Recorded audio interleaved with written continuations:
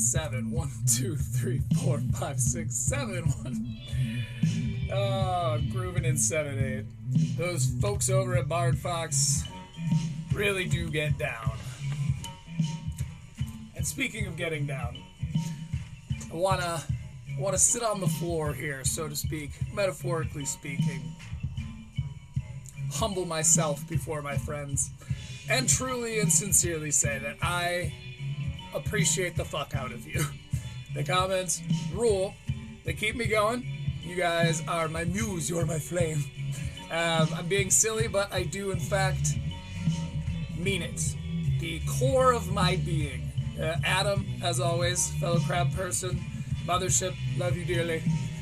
David Camp, you are the fucking man. David Camp sent me a link to Mike David having it out live on some radio, or on Nobody Likes Onions with Josh Denny, which fucking ruled. It was super cool. It was a piece of history. However minute it may seem to some people, it's big. It's big to us in the Mike David sphere. And that got me thinking. With this whole Allen thing, and really across the board, if you find something that you think I will find interesting and might end up putting on the show, just go to your nearest Critical Leaks video, leave a comment with a link just like you did David Camp. Follow David Camp's example, my friends. Especially if the link pertains to Dr. Allen. This is going to be Allen Hunt 2026. And if they even mention his name, if you hear, and this goes forever, if you hear someone mention Allen's name in the New York comedy scene, or even just say the name Allen, please send me a link to at least that video and a vague time code if you could. Or you can click the little start at button. Anyway, so thank you so much. I appreciate all of you. Give yourselves a big hand. Hypothetical claps, but real ones for me though. I had something of what the psychonauts refer to as an ego death recently. I was reading The Hero with 1,000 Faces by Joseph Campbell. Humble brag, except that I couldn't get through a page without having to Google words. I didn't know that there were that many I didn't know. Occidental means west. Ecclesiastical means of the Catholic Church. Commensurate means in complementary or equal proportions. My point is, I don't fucking know anything. The world is huge and my brain is tiny and I don't fucking know shit. That's what this is all about, right? We come here, we have a good time, we get to know some stuff, we do some comedy commentary. If you're a fan of any of these comedians, or God forbid one of these comedians, and you're seeing any of this, you are pop culture to me. I know if you're not people, stop pretending to be. You're a public figure, and you're being remarked upon. It is not that deep, bro. Anyway, thank you for hearing me out. As Mike would say, thank you for allowing me to speak today. I just want to go ahead and jump right into some comedy commentary, because we got a lot to catch up on. So let's rock. Perfect. Okay. Oh So Hava by the Bard Fox. Before we jump into our comedy commentary, though, part of these realizations I was having recently, I realized that I'm kind of missing out on a big, okay, I keep getting blown up here. Thank you, friends, no more. I'm missing out on a very big potential audience base and demographic. I think that it's time. Everyone's kind of doing it in the space, you know, even whether they're on the left or the right, they're all doing it. And I think it's time that I talk about politics. So, at least in my opinion, Politics is the set of activities and processes associated with making decisions in groups, governance, and the distribution of power and resources within a community or state, in my opinion.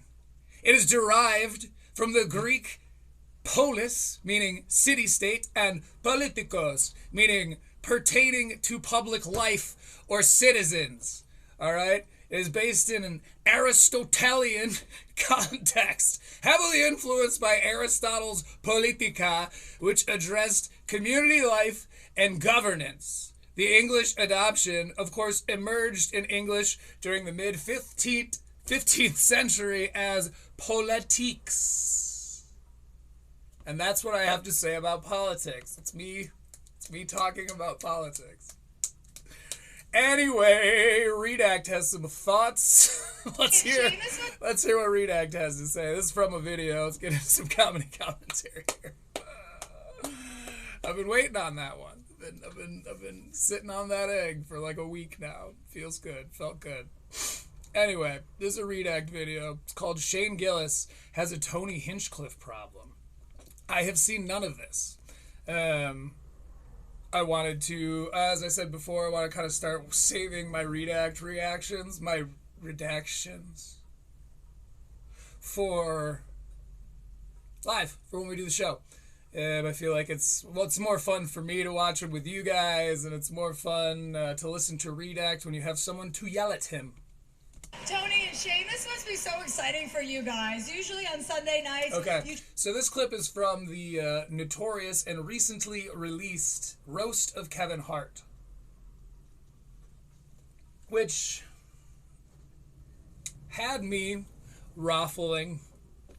I was raffling all over. As you all know, I'm a little late to the Shane Gillis party. In fact, I didn't even want to come to this fucking party. All my friends were like, Jibbo, get in the car. We gotta go to the Shane Gillis party. And I was like, Shane Gillis probably sucks. He's a sellout. He has the #1 Patreon. He's still out here trying to make money. And then he turned down Riyadh. And he did it on just principle. They offered him a fat bag, I believe was the terminology used, and he said no, which is an integrity move, and I think that that's cool. And also flies directly in the face of my whole Shane Gillis is a sellout thing. You can't be both. You can't turn down Riyadh money based on your principles and also be a sellout. So, you know what? We grant him forgiveness.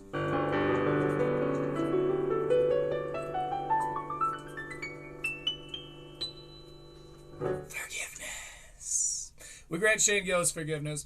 And he did a good job hosting. I didn't watch the whole thing. It's like 3 hours long, which is like 2 hours longer than I thought it could possibly be.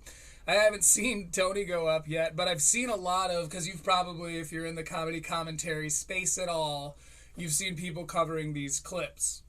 I think the first one I saw was podcast Cringe. And then Redact put this out, and I linked us to it. We're going to be watching all of them. Today is a comedy commentary catch-up. You like that alliteration? Cool.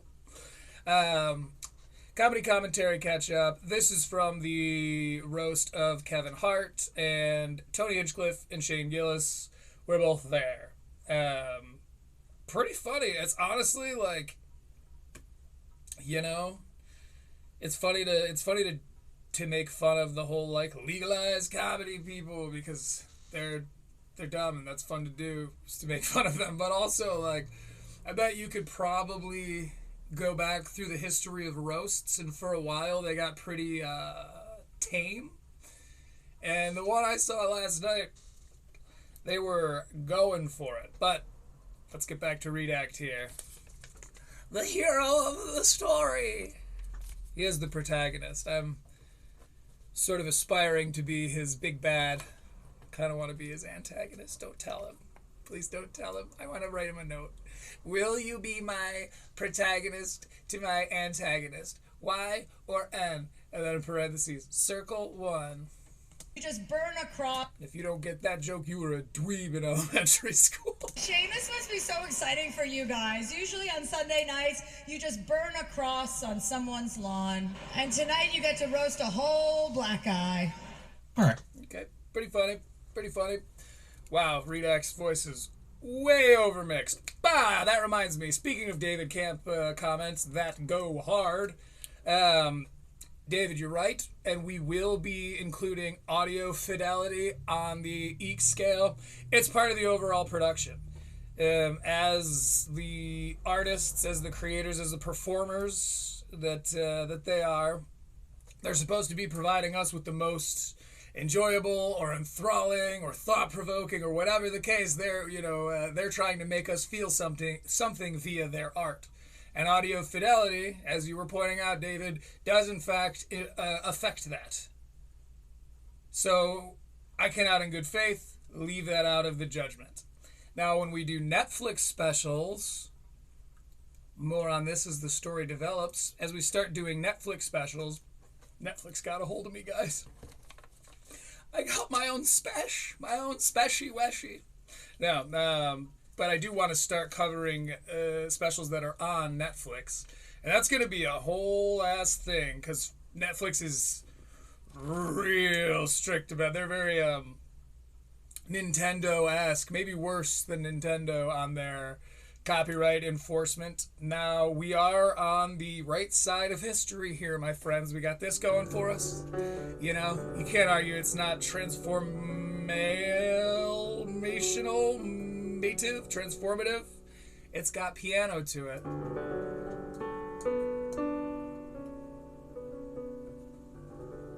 So, anyway, Netflix is on the horn. We're working on that. So they're not going to lose points. Netflix comedians won't lose points, but maybe that's part of it too. Maybe go get yourself a record deal if you want to be the Beatles. All right, so it looks like Shane Gillis is finally starting... Redact! Oh, I love this fucking guy. I love American Redact. He's a big influence on me. Roast a whole black guy. All right, so it looks like Shane Gillis is... You're lucky you're not on the EEC scale right now, Redact, because this sound mixing is fucking atrocious. Did you get a new guy over there at Redact Studios? finally starting to see you guys bad, fire him. Why moving to Austin and associating himself with the likes of Tony Hinchcliffe and Joe Rogan was quite possibly the worst decision he could have ever made for his career. I'm so glad that's how you decided to start your video. For those of you who have noticed that I've been stepping on my own words quite a bit, I have a bit of an ear infection right now. Things are a little wonky, so it's gonna happen. I'm gonna misspeak. I would make fun of people for misspeaking like I'm going to do today, so feel free to go nuts, fuckos. But, Redact, I'm so glad you started your fucking video this way, because it's the ultimate reach. Shane Gillis is finally starting to realize that moving to Austin with Joe Rogan and the other Roganites has cost him his life. This is such a reach right out of the gate. From, you don't want to call him Sir Reach-a-Lot. It's a little on the nose to make a Lancelot pun-based nickname, but he really should be knighted. He should be knighted for his capacity in the game of reach. Rogan was quite possibly the worst decision he could have ever made for his career. First of all, we all already know where Redact is going with this. He's kind of been on this. Okay, so if Podcast Cringe's whole thing used to be Brendan Schaub, Bert Kreischer, and occasionally Akaash Singh. Two of which you no longer have to talk about, but we'll get into that. Don't worry. We'll get into it. Podcast Cringe. Oh, that's usually Podcast Cringe's thing. If that's Podcast Cringe's thing, then Redact's thing is like, oh, these Austinites are the lowest common denominator of human subspecies to ever exist. It's like very, very anti-Austinism. Austinism, I think, is funnier. He's very, very, very anti the Austinites. Okay, sure. I don't blame him for that. But his need to get weekly content out, and also his willingness to stretch the truth for dramatics, I'll give him credit that, if nothing else, he knows people are watching him closely, and so he maybe hasn't he knows he can't get away with everything, but he'll say things like this, where it's like the worst decision he's ever made for his career. You think maybe that was saying pink, but with a CH? Do you think maybe it was like, what are you fucking talking? He got fired from SNL, and you could argue that was the greatest thing for his career. But no, that would be Joe going on Joe Rogan after that was probably the greatest thing for his career. Further associating him with the Austinites. You kind of can't have Shane Gillis in the way he exists right now without the movement in Austin. And fuck, Redact, I shouldn't have to tell you that, but there's a lot of that flying around these days. Because during the roast of Kevin Hart last Sunday, Shane Gillis was constantly getting lumped in with Tony Hinchcliffe and the entire Austin comedy scene as a whole. So my whole thing, because I saw this title and then I put it on my show notes and was like, we'll get to this. My whole thing with this is like, Redact sounds, if nothing else, surface level assessment, Redact sounds like a bad friend. Like, oh, great.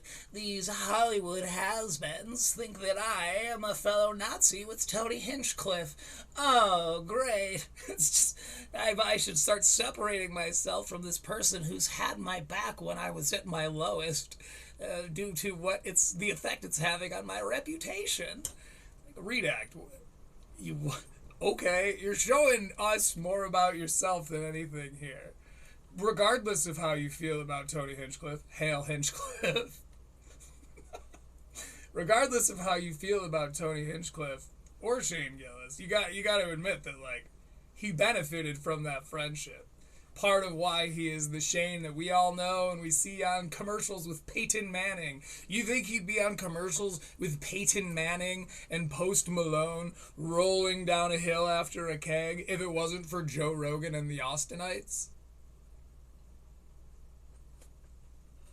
As he and Tony Hinchcliffe were primarily roasted for being the duo of racist white guys who helped Trump get elected. That's true. And I kept finding that so fucking funny. Because, like, the go-to is, like, is a Nazi. Tony Hinchcliffe, the Nazi, is here. And I will grant you that he makes what could be considered racist jokes. Sure. He would tell you that. The term Nazi is just so unfortunately diluted at this point. Back in my day, Nazis had swastikas, and that was like a thing, and you would fight them.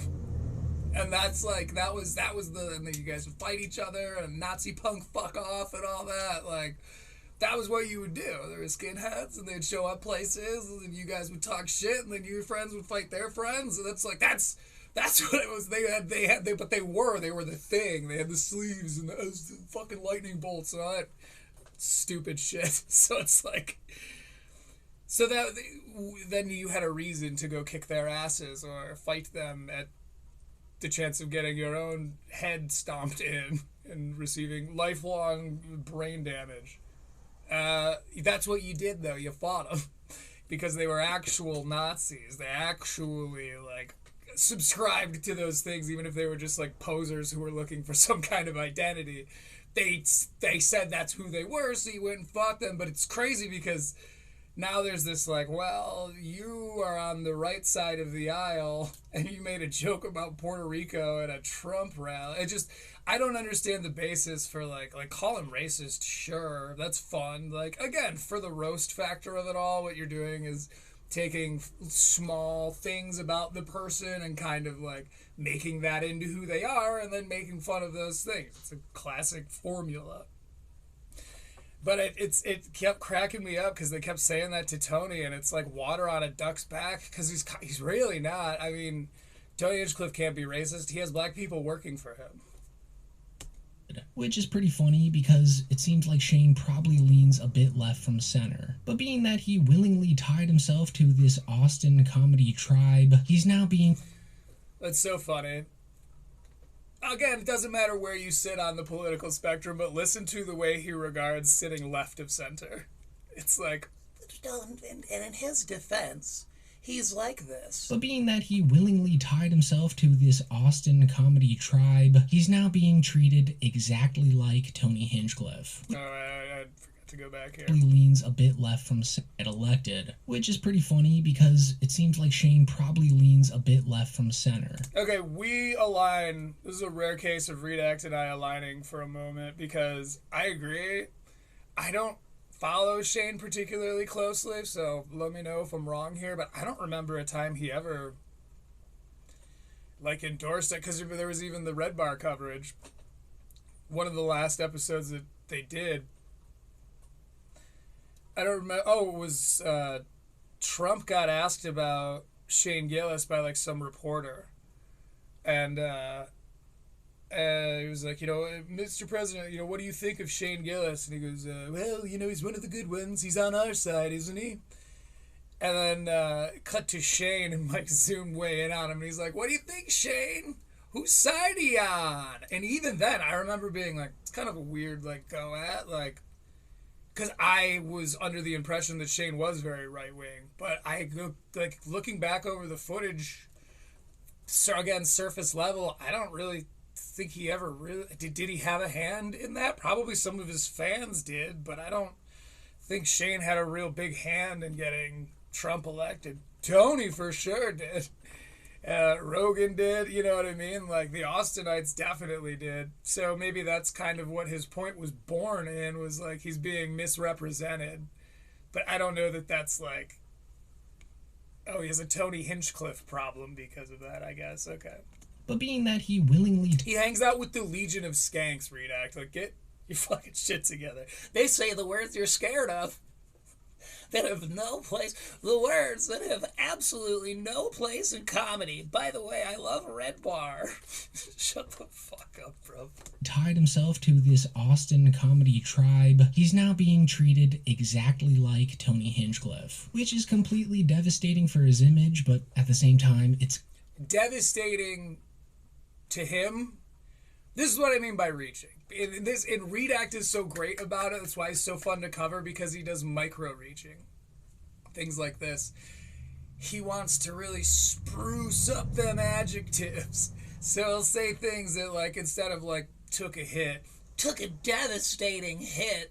That's just like, you don't speak genuinely, and so you're hard to take seriously sometimes, bro. Like, you've got this weird need, and I think part of what it is, and we're all guilty of it, if you've ever written anything and then revised it, if you've ever gone back over a rough draft, that's what you do. You're punching up your work, you're making this sentence a little sharper, maybe rearranging this so that rhythmically it fits into the next sentence better, You're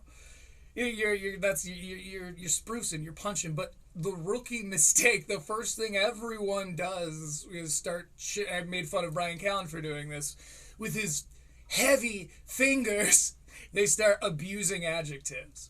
They start going like, well, we got to have an adjective here. There has to be a descriptive factor about this word, or otherwise it's just what they're supposed to just picture that his fingers are on the bread. We have to see heavy fingers crushing the bread.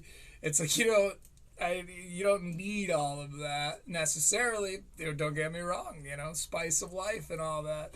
When done properly, can really lead to a good sentence. But just bumping up like took damage to took devastating damage it just pisses in your credibility wine, my man. Like Tony Hinchcliffe, which is completely devastating for his image, but at the same time, it's kind of what he signed up for by moving there.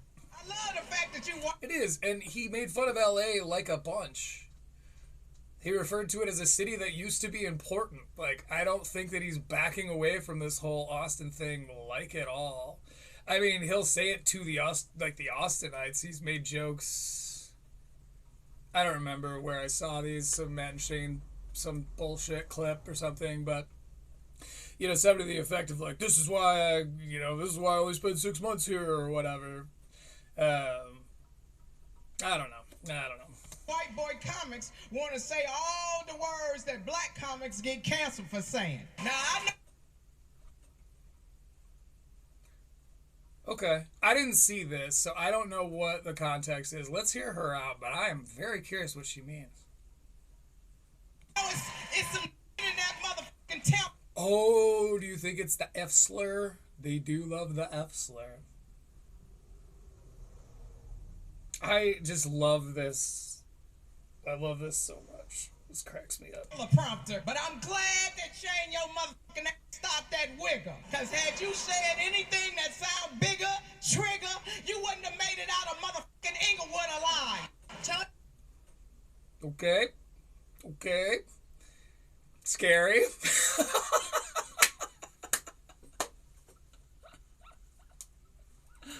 Scary stuff. Tony and Shane both live in Texas where abortion is illegal, but on the upside, if you see one of them doing comedy, there's a pretty good chance your uterus will start dry heaving on its own.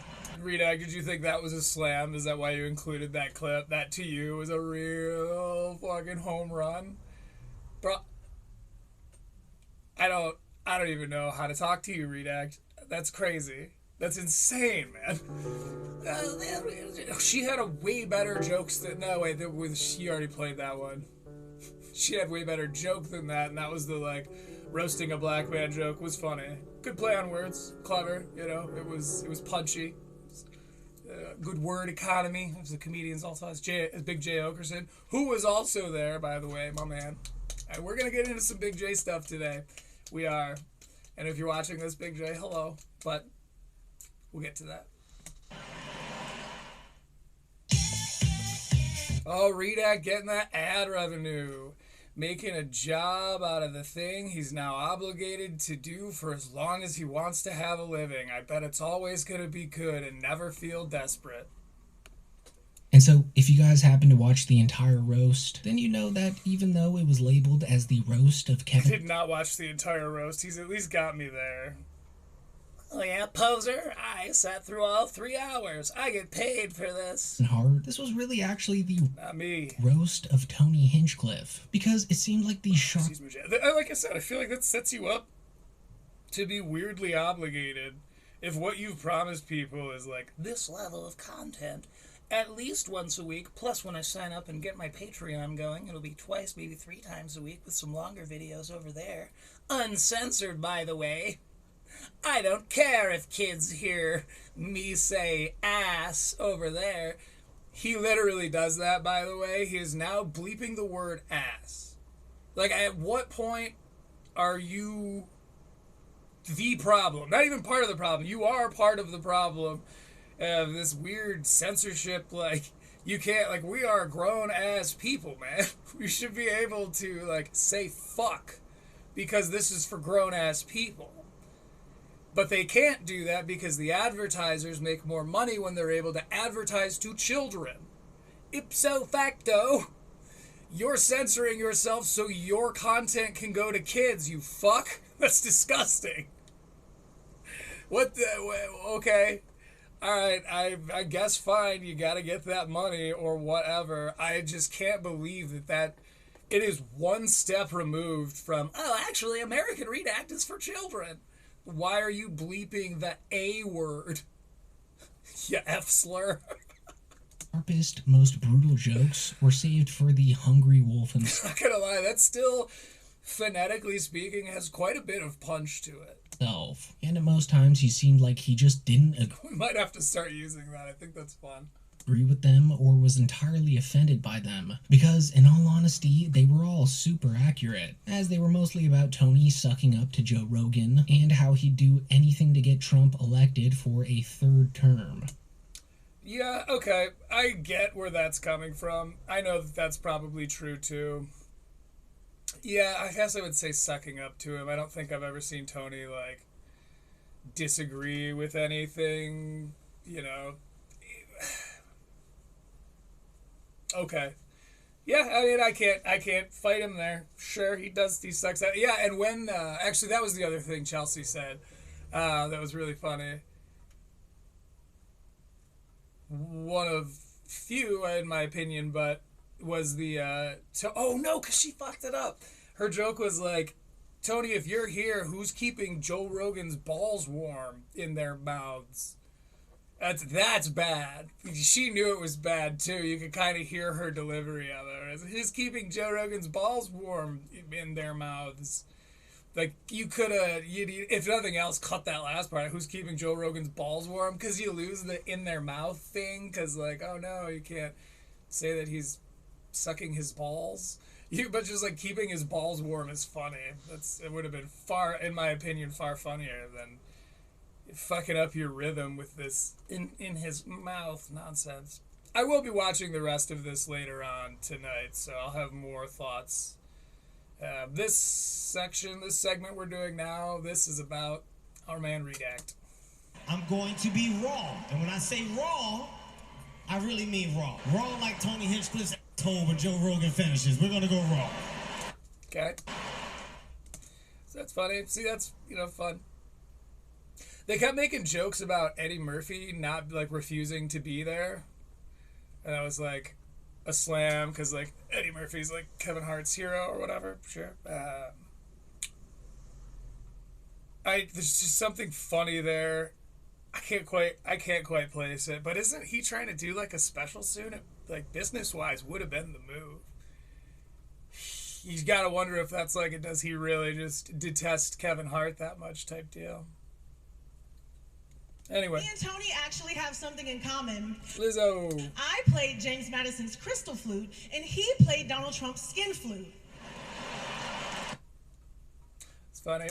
Tony stands up, he applauds. Tony, and he goes, quick question. If you're here to... Okay, this is the joke I was just talking about. This is Chelsea Handler. Tony, quick question. If you're here tonight, who's keeping Joe Rogan's balls warm in their mouth? See, how it kind of, Tony, if you're here, who's keeping Joe Rogan's balls warm? It's like, that's funny. It's maybe not, doesn't make the most, like, literal sense, but you can take that slight hit for that word economy, Big J, and for that, again, for the phonetics of that, because you just, like, it's, So honestly, it's a little poorly stated in my opinion. I think the biggest takeaway from the roast last... I have to keep, by the way, the only reason this sounds okay is because I have to keep adjusting the volume between the content, which is down here, and then Redact, who's right here, breathing into your ear. I've got misophonia, like podcast Cringe. That's right.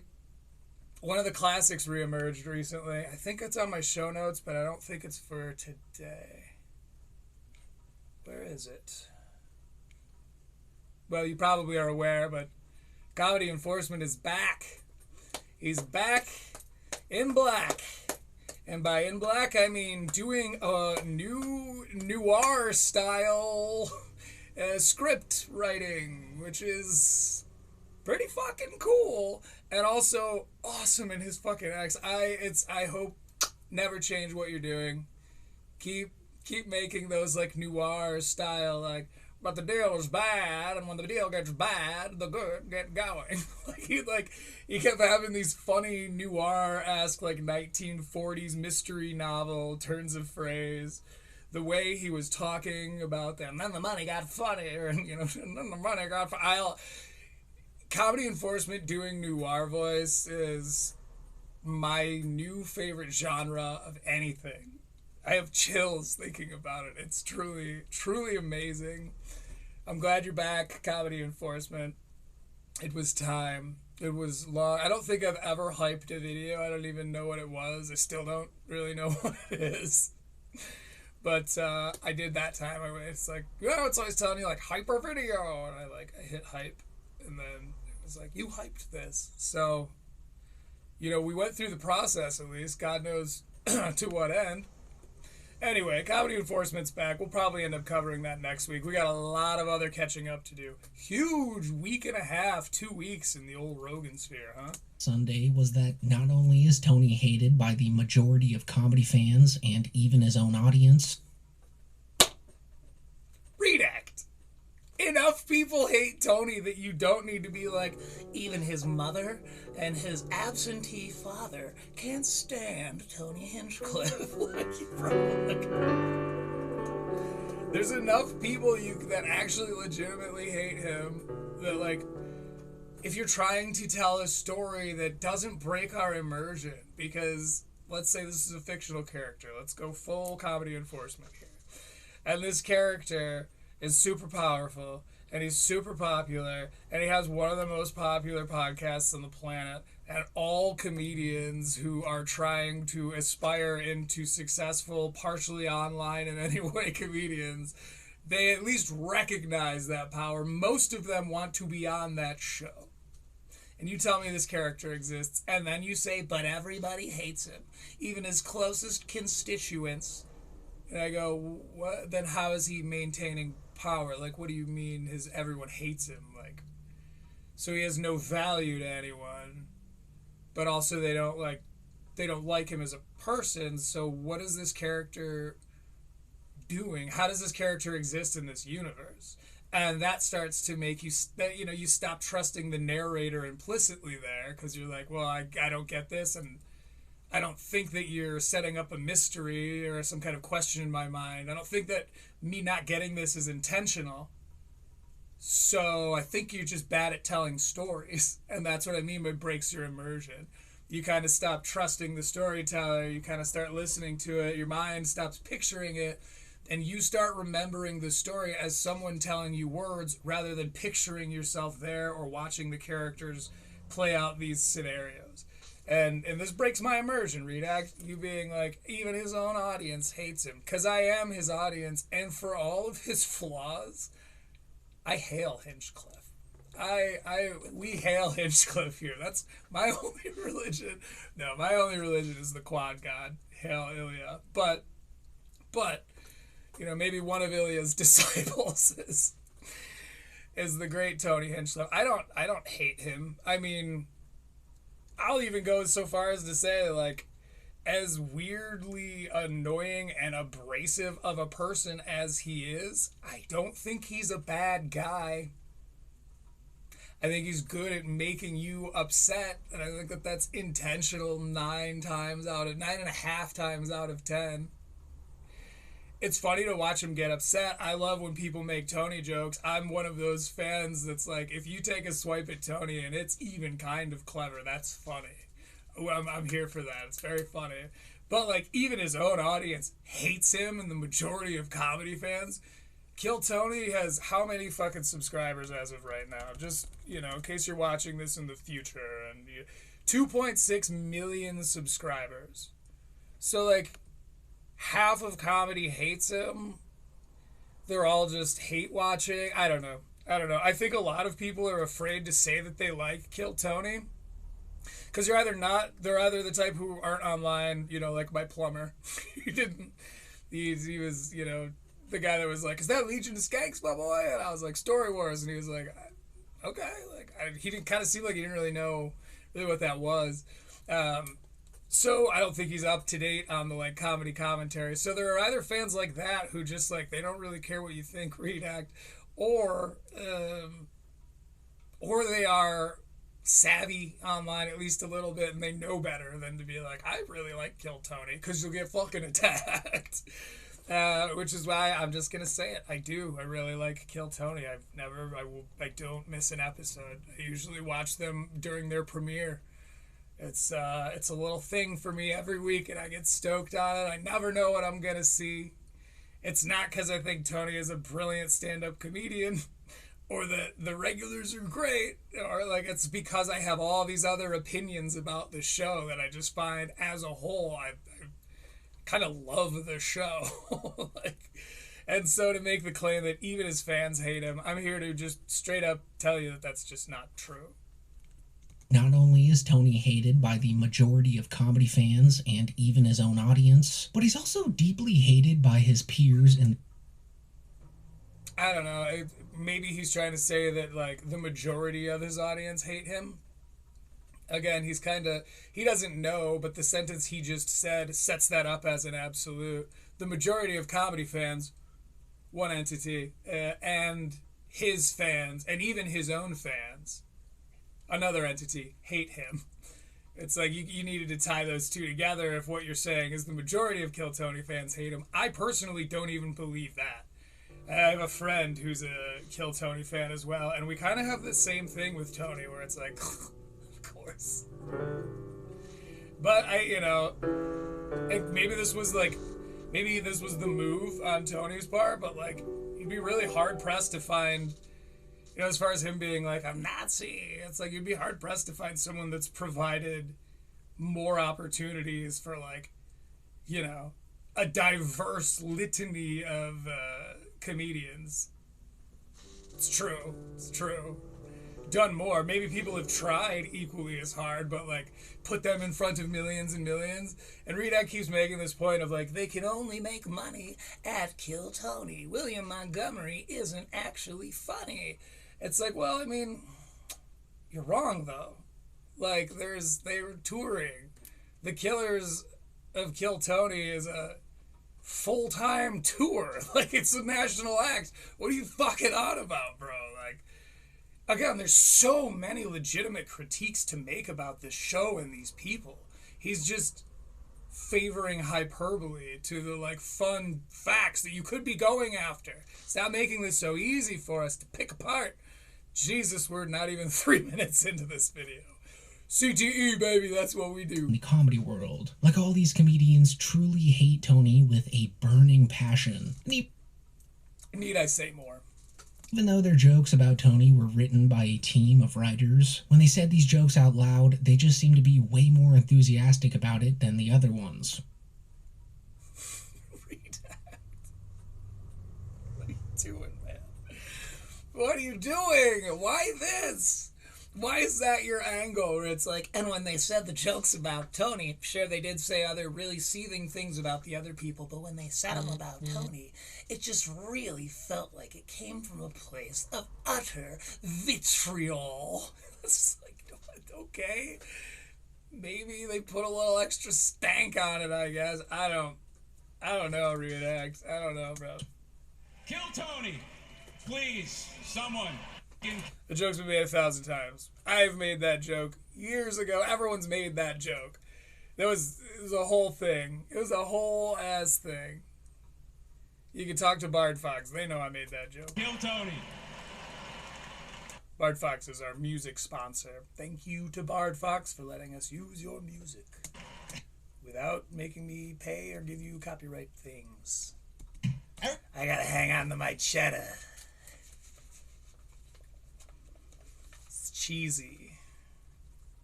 Cheesy. Everybody thinks Tony's gay, too. Stop it. Stop the gay stuff with Tony. Tony's not gay. Tony is not gay. Tony just likes sucking dick.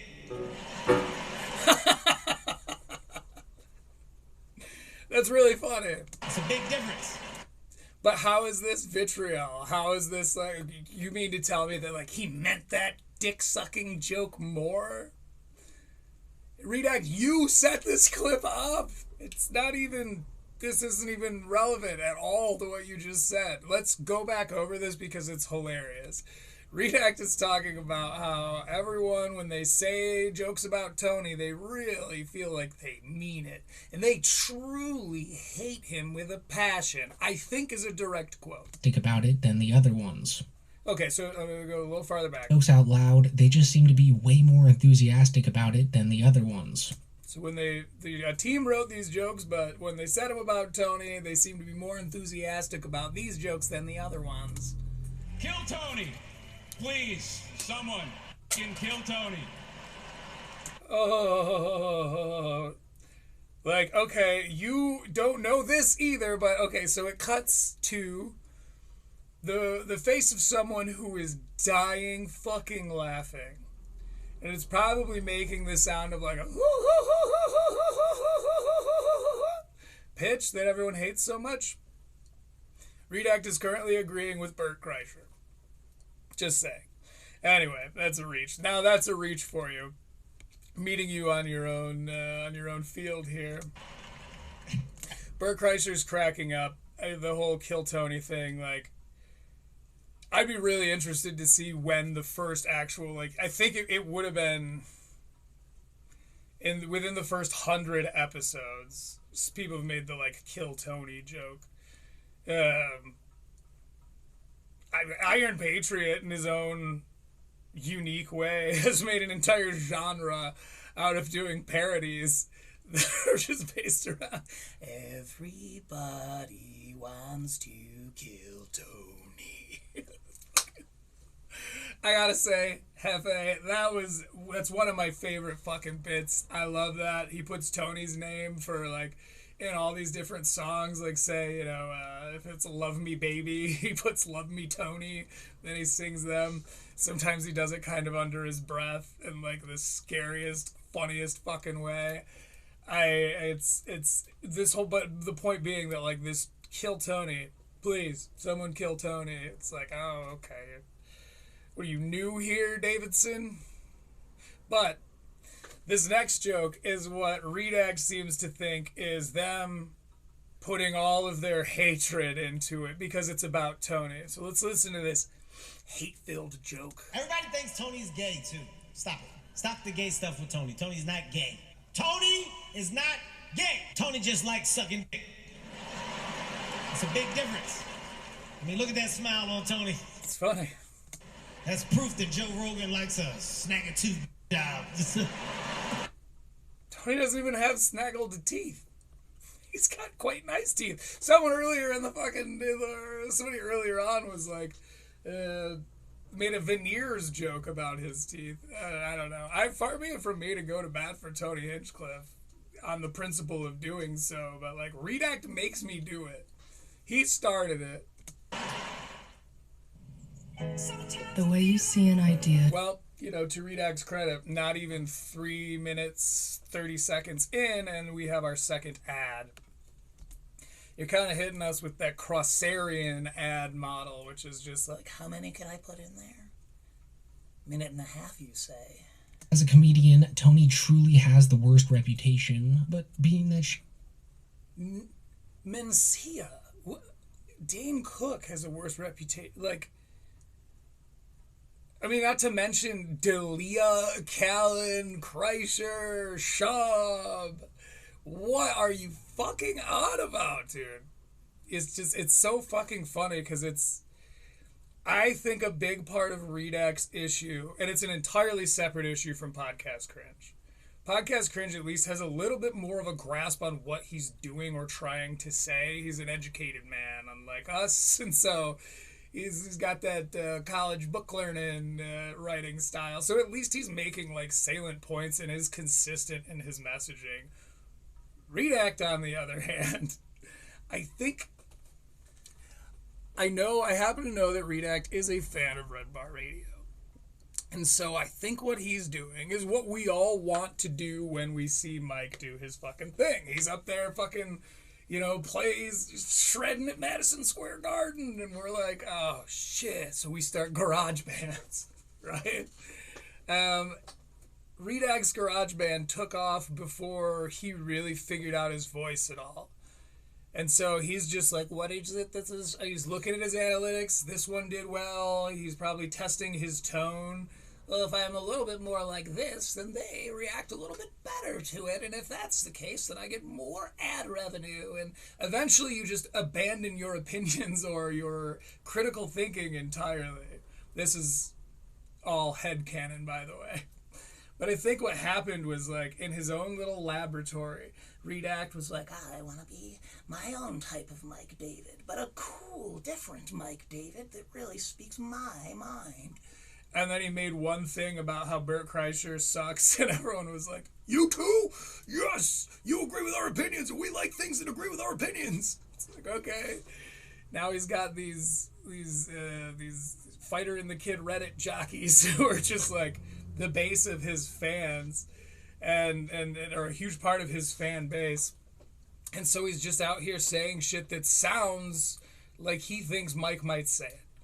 I mean, he's the absolute bottom of the he has like, as a comedian, this is a quote, by the way, I'm reading it off the paused subtitles. Like, as a comedian, Tony truly has the worst reputation. But being that Shane Gillis is basically neighbors and best friends for life with the guy, he was a... Neighbors and best friends for life. Maybe I missed something, but can you please, just for For pity's sake. Explain what you mean by best of friends or whatever it was. And best friends for life with the guy. Say have grown close in Austin. And even that, I'd be like, did they? Have they? Like, they were professionally, like, cordial or whatever. Or they probably party together after Kill Tony. Whatever. But is basically neighbors and best friends for life with the guy. I just Redact, if you're wondering where the reaching allegations come from, bro. Essentially guilty by association the entire night that night. Like, well, he didn't seem like that was a hindrance to him at all. And part of the thing that people love about Shane is that he's a real one, right? Wouldn't a real one not care that you don't like his friend? Like, wouldn't a real one be like, fucking take that up with him? I don't know. Well, that's weird. Like, if you are of the type of mind who gloms people together based on their vague regional location, as far as being best friends for life with the guy, it's like, then why should I care about your other opinions? This is a bad one, and we'll call it a red flag thought. Oh, Redact, you are chock full of these. Most of the roasts aimed at Shane. Redact, I coined the term red flag thought for you, bro. Shane actually described Tony more accurately. You can have it. I use Mike David's sphere. See, we're all the same. I might be the mosquito buzzing around the MMA fighter's corner, but we're in the same octagon, my man. Shane, you may talk some shit about me, but I know your kind. I'm sorry, I had to get ready for this. You want to hit this black pussy harder than you hit the windows of the Capitol on January 6th. Okay, that's fun. See, that's good roast joke comedy. It's got some current-ish event, it's got some historic/current events references. It vaguely calls him like an alt-right guy, but it's also like fun. It's good humored, This isn't the vitriol you are mistaking it for. Shit, you gotta be careful, Rita, because it's getting to the point of being nigh diagnosable, bro. You know what I'm saying? Jesus. So it's actually so crazy that Shane, at this point in his mega career, still surrounds himself with these really low-level, politically extreme hacks. Really low level. Let's break these all down. By really low level, I literally can't begin to imagine what he fucking means. Like, the very low level, like, it's not talking about Legion of Skanks, man. Like, that's what they do here? Isn't that what we do at Legion of Skanks? I'm Legion of Skanks man now. I've always liked Lewis, and I like Big J. Okay, let me say that again. I have fallen in love with Louis J. Gomez. I want to give him a big ol' hug. I've fallen in love with Louis J. Gomez. I like Big J. I like Big J's comedy a lot. I think he's very funny. He's very clever. He's got good word economy. But I never watched Legion of Skanks because Dave Smith. But now that Dave Smith's moved on, I'm one of the guys. I don't love Ari Shaffir necessarily, but I'm one of you. We're the lowest common denominator. Be the really low level. Sorry, I have to go back because again, I feel like I accidentally overstated it because he's just gonna keep making me so right with these reaches. I was like trying to point out the nuance of like some like micro reaches that he does, and he's just like. These are my thoughts. I wrote this down, edited it, read it into a microphone, edited that file, and then posted this on the internet. Surrounds himself with these really... It was just to say, like, those are really, really his thoughts.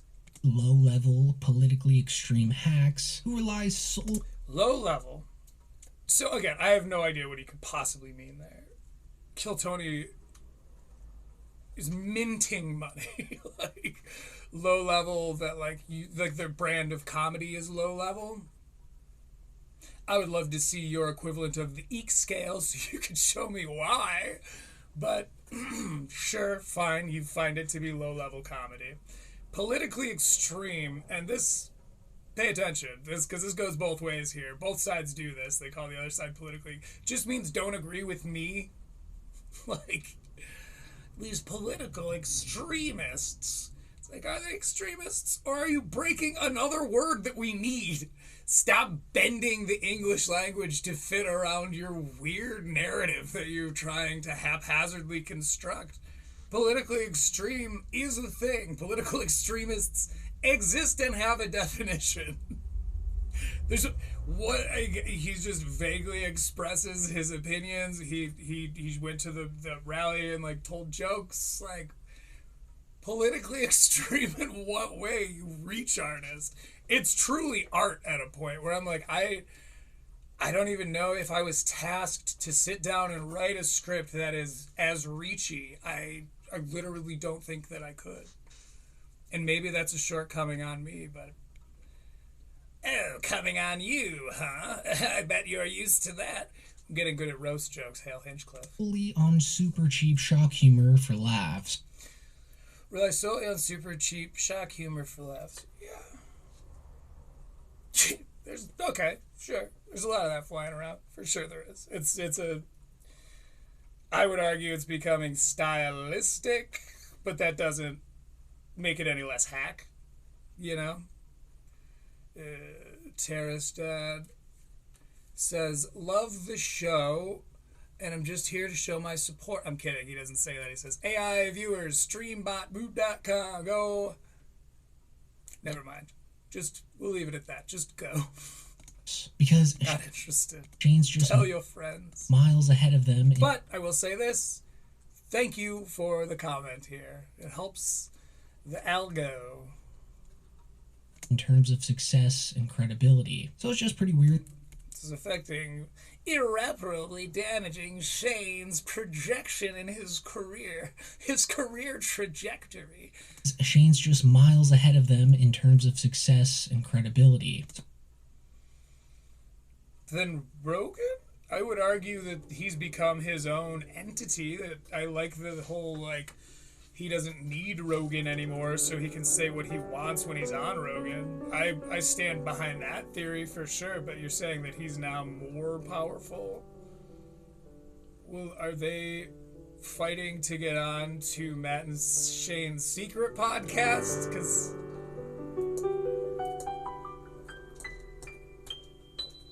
You know what I'm saying? Like, okay, whatever. Let's just keep hearing about it. I don't need to keep pointing out all these crazy reaches. I'm going to, but you get what I'm saying. So it's just pretty weird that he still enjoys their company to this very day, even though he knows how awful they are as comedians. You're a bad friend, Redact. That's bad friend coded, my man. You're like, oh, well, they're bad at what they do. How could you associate yourself with them? It's like, oh, you're both public figures, and you don't necessarily agree with everything they say. Why be their friend then? Like, God, take it easy, man. You cutting out your parents, given their voting habits here. You want to talk politically extreme, bro? So honestly, it's crazy to be cutting people out of your lives based on their political beliefs. Just don't talk about it. That's what you do. I grew up with a huge gypsy family. Like, my mom had 6 brothers and sisters, and they all had kids. Most of them all had kids.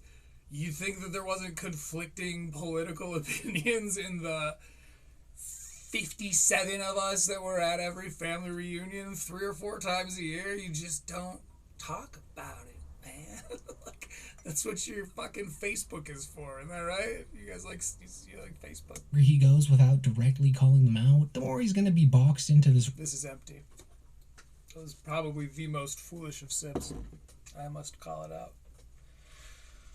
By the way, in about half an hour here, per the usual, we will be doing a reading from Corey Feldman's autobiography, Coreyography.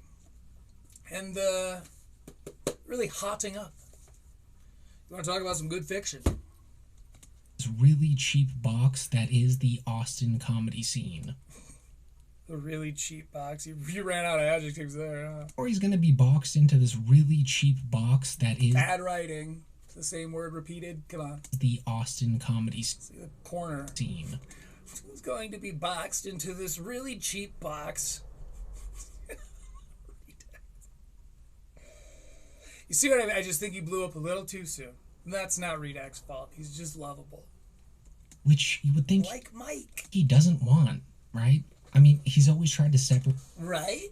Boy, I feel like he's really turning the chair around and leaning against the back of it for us here when he says things like comma, right? Question mark. Hold on. Sorry you have to see this plastic bottle. You want to talk about breaking immersion? There's no class here. Don't worry. Plug your ears. Okay. Sorry, podcast cringe. I'm going to do a little Mio now. This is the acai berry flavor. It's like purple drink. Oh, man, that's good. Holy wow. Not an ad, of course, just a product I enjoy. Mio, you can get them at any grocery store. They're in the little drink supplements. They fucking rule. The acai berry is delicious. Usually I go with green thunder because I like a flavor that doesn't pretend to be something that it's not. Speaking of which, stay away from the strawberry pineapple. Can we agree that that's just fancy mango? Separate himself from them while still keeping them close. I don't know how much more of this we even need to continue to get into. We got other stuff we got to hit on the show notes here. Let me peep this out. Redact abandons his friends is the heading I chose for this. You know what? We're going to listen to a couple more minutes worth of Redact coverage just because I cherish him so much. And then we're going to jump into our other stuff. Big Jay Oakerson, you're next on the bench, my man. What do they call that in baseball? On deck? Box that Tony Hinchcliffe loves being on deck. That is the Austin comedy scene, which you would think he doesn't want, right? I mean, right? Sorry. Without directly calling them out, the more he's going to be boxed into this really cheap box that is the Austin comedy scene, which you would think he doesn't want, right? I mean, he's always tried to separate himself from them while... He has a Netflix show. What? He has a fucking Netflix show. He's not boxed into Austin. He's not just stuck on Kill Tony. You're not talking about... And by the way, fuck you for contributing to this. He's not talking about William Montgomery, whose mental health is deteriorating because of your fucking shoddy, half-researched, half-assed commentary. You fucks. He bombed, and a bunch of people didn't fucking get William, and you're just gonna fucking be like, oh, this is an example of how bad everyone is. You strung him up, man, and you know it, and then you just fucking left. You're not even trying to tell a story. You were just kicking a fucking man when he was down. You were just walking past a fight. William was on the ground, and you just booted him.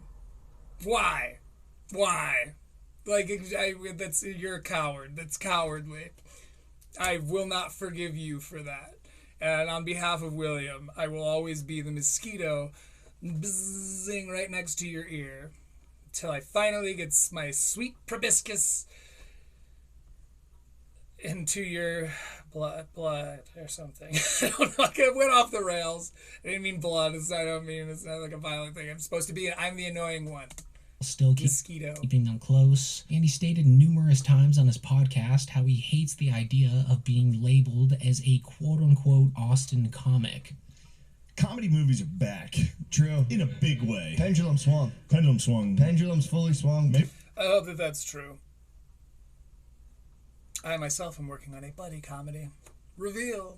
Be too far. Head down to the mothership. I'm looking for collaborators, so hit me up. You go, oop. Yeah. Pendulums, maybe you swung a little too far. Not everyone has to set it. True. Every single set. He's right about that. And then both things can be true, Redact. Like, they don't all have to be the epitome of evil. They could just be like hacks. But that doesn't fit your tone, does it? That doesn't fit this false voice you're currently speaking with. He's gonna hit a wall. That's gonna start leading to burnout. He's gonna start coming a little looser at the hinges. It's gonna be more and more reach, and I think this is symptomatic of that. And I think eventually he's just gonna hit a wall where he's gonna have to go on a spirit journey of some kind. Go find yourself lost in the desert or something, man.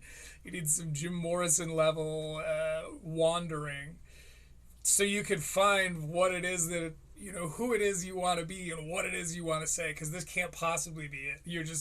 He hates Tony Hinchcliffe. Look, here's a clip of him saying that not everyone needs to say the F slur or the R slur every single set.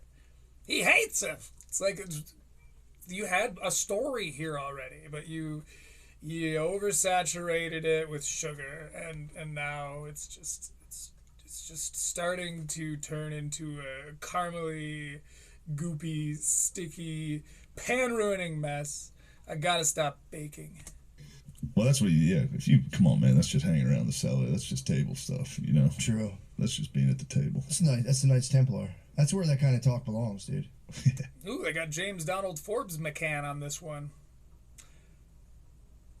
For those that don't know, my only problem with James Donald Forbes McCann is that I hate so much that he pretends that he's not nice. James, you're nice, okay? You're sweet. You're an artiste, and I mean that. It's hard to say in a genuine way, but it's true. I've seen your work. I saw your Walmart thing. It's very sweet. It's very down to earth. But that's not what's popular. So you gotta be, I can't say these words. There's 3 words I can't say. I promise that that's true, and you have to take my word for it. I have to go now. Stop pretending you're not a sweetie. You're nice. Be nice. You can't give it out to the civilians for free, dude. Yeah, bro. You can't diffuse the legendary hang. So many fucking assassins down here. James is like trying to get a word in edgewise. By the way, how do they get a pass?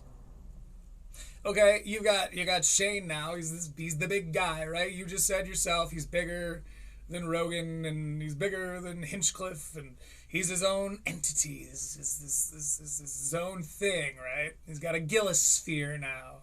Ooh, I gotta get that channel name, the Gillis sphere. It's the next thing, because there's a ton of fucking ball washers in the Gillis camp too, and they get plenty of shit for it, like between other comedians. But it's like, when they get bigger, there was no James Donald Forbes McCann before Gillis, and I think James Donald Forbes couldn't do it on his own.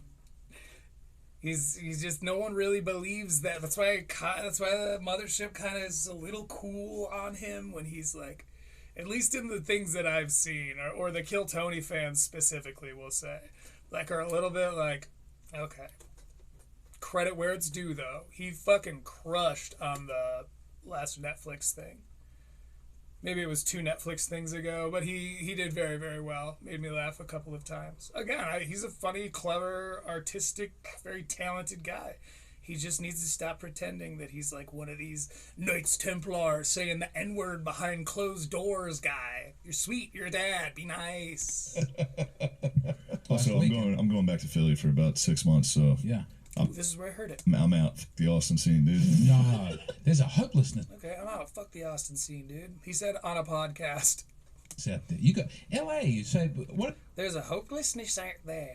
We gotta go back. This is our man. Fuck the Austin scene, dude. No, there's a hopelessness out there. You got LA. So what are the podcasts that you can go and hear? How many can hear? We got the Matt and Shane Secret podcast. We got the Joe Rogan Philly. Experience. That's East Coast all day. We got Lieutenant Governor Jay Oakerson. This is another one. Another ad. Look, again, even in Shane saying all of this, can you say that he has a secret hatred for Tony, and that his career is irreparably being devastated by his relationship with Tony? It's like I don't. Somewhere in the middle, there's some truth to what you're saying.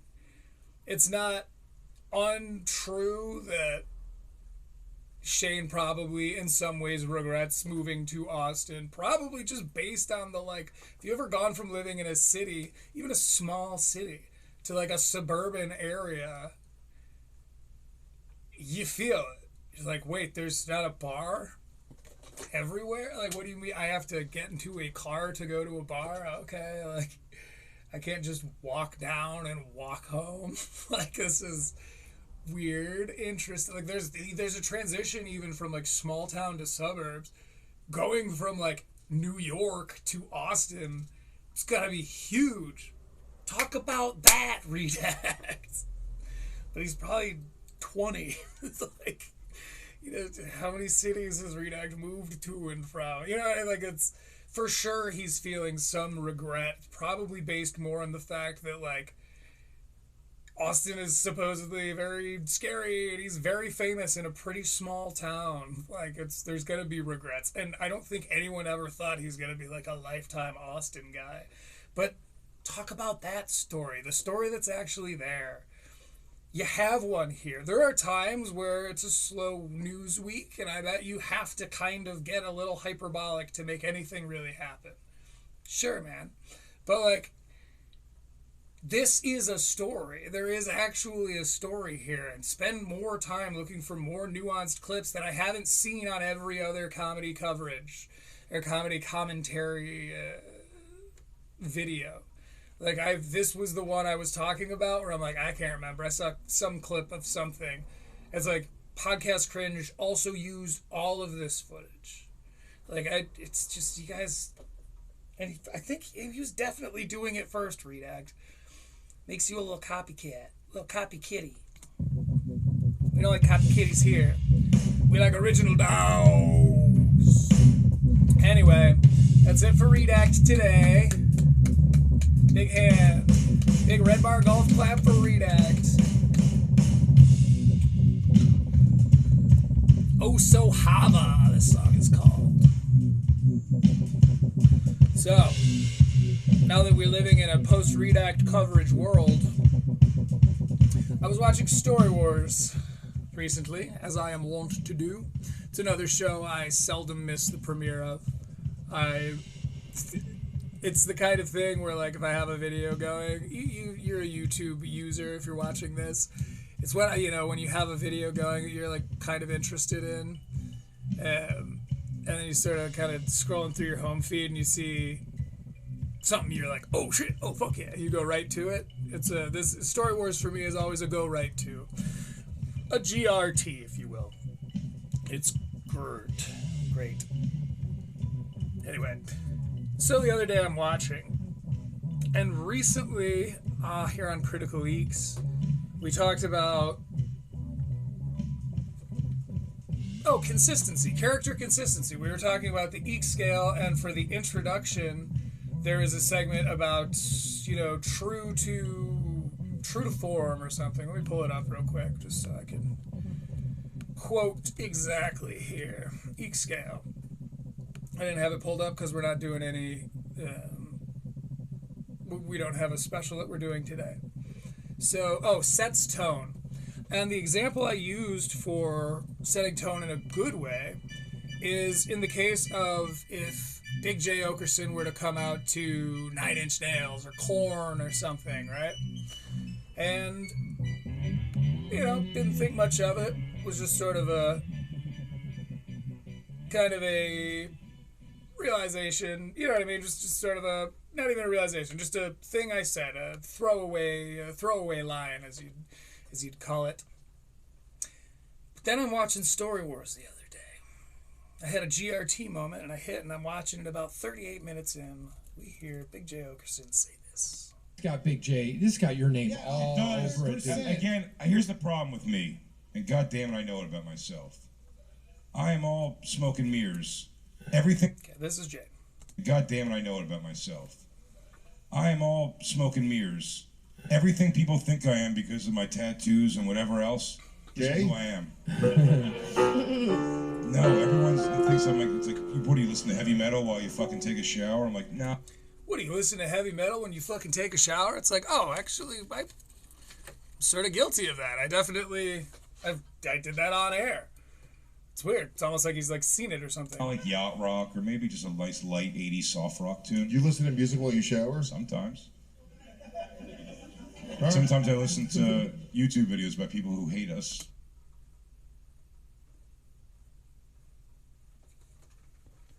I think they call this a dog whistle.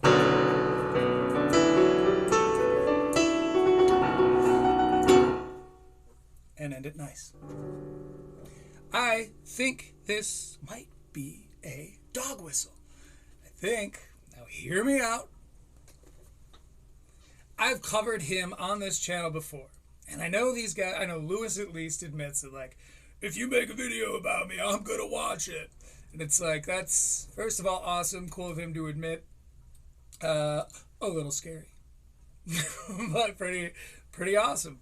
And in the same kind of way, you know, they're very at one, you know what I mean? I don't think either of them ever need to worry about being at, like, Skankfest and, like, something, being attacked at Skankfest. Like, they're one with their fans. Legion of Skanks fans, like, they have this very cool community, frankly.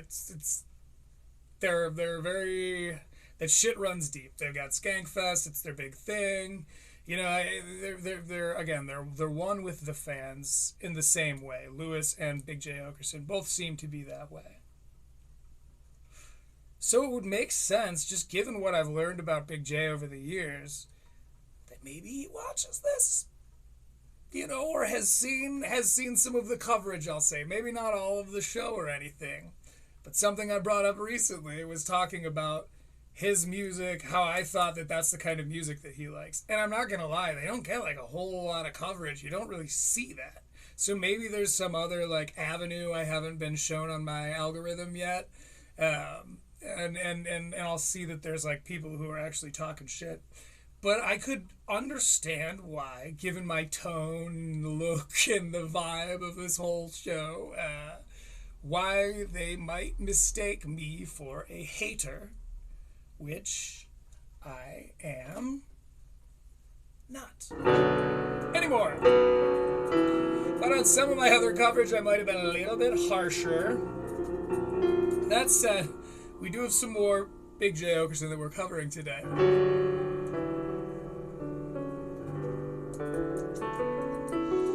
But I'll revise what I said in a previous episode, and it would set the tone if Big Jay Oakerson walked out to, I don't know, yacht rock or something. It's actually not true, because it's more consistency with your image and the character you play on stage, but it's neither here nor there. Pretty interesting stuff, though, right? And so now I want to get into, well, let's hear him out a little longer. Oh my god. Sometimes I listen to YouTube videos by people who hate us. Oh my god. That feels, I don't know. We'll pay attention. We'll pay attention going forward. We'll see. Give me a sign, Big J, if you're watching this, buddy. Let me know. Whistle another dog whistle to your boy CTE. Your boy Jippo here at CTE.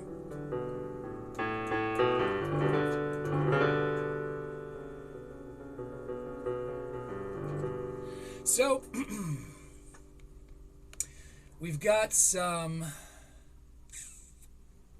I was supposed to get time codes for this other thing. I never went back and did it, but I'm going to move this up to the next show. We're going to cover some more Big J stuff later.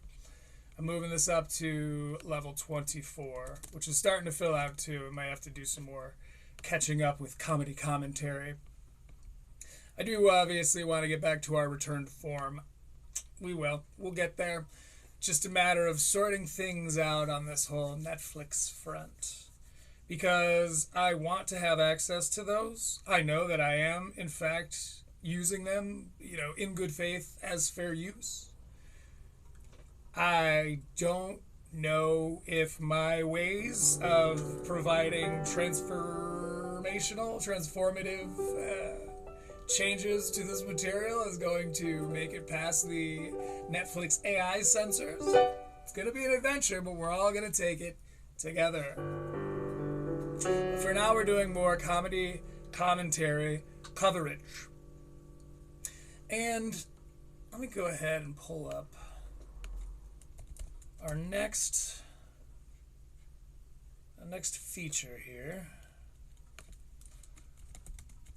Because again, I have Big J coverage, but I want to do a whole long Big J section. For now, we're just keeping our eye. We're keeping our eye on whether or not Big J actually knows about us, or if it is, what's that word everyone's always accusing me of? Delusion, or if it's delusion. So, I think for now,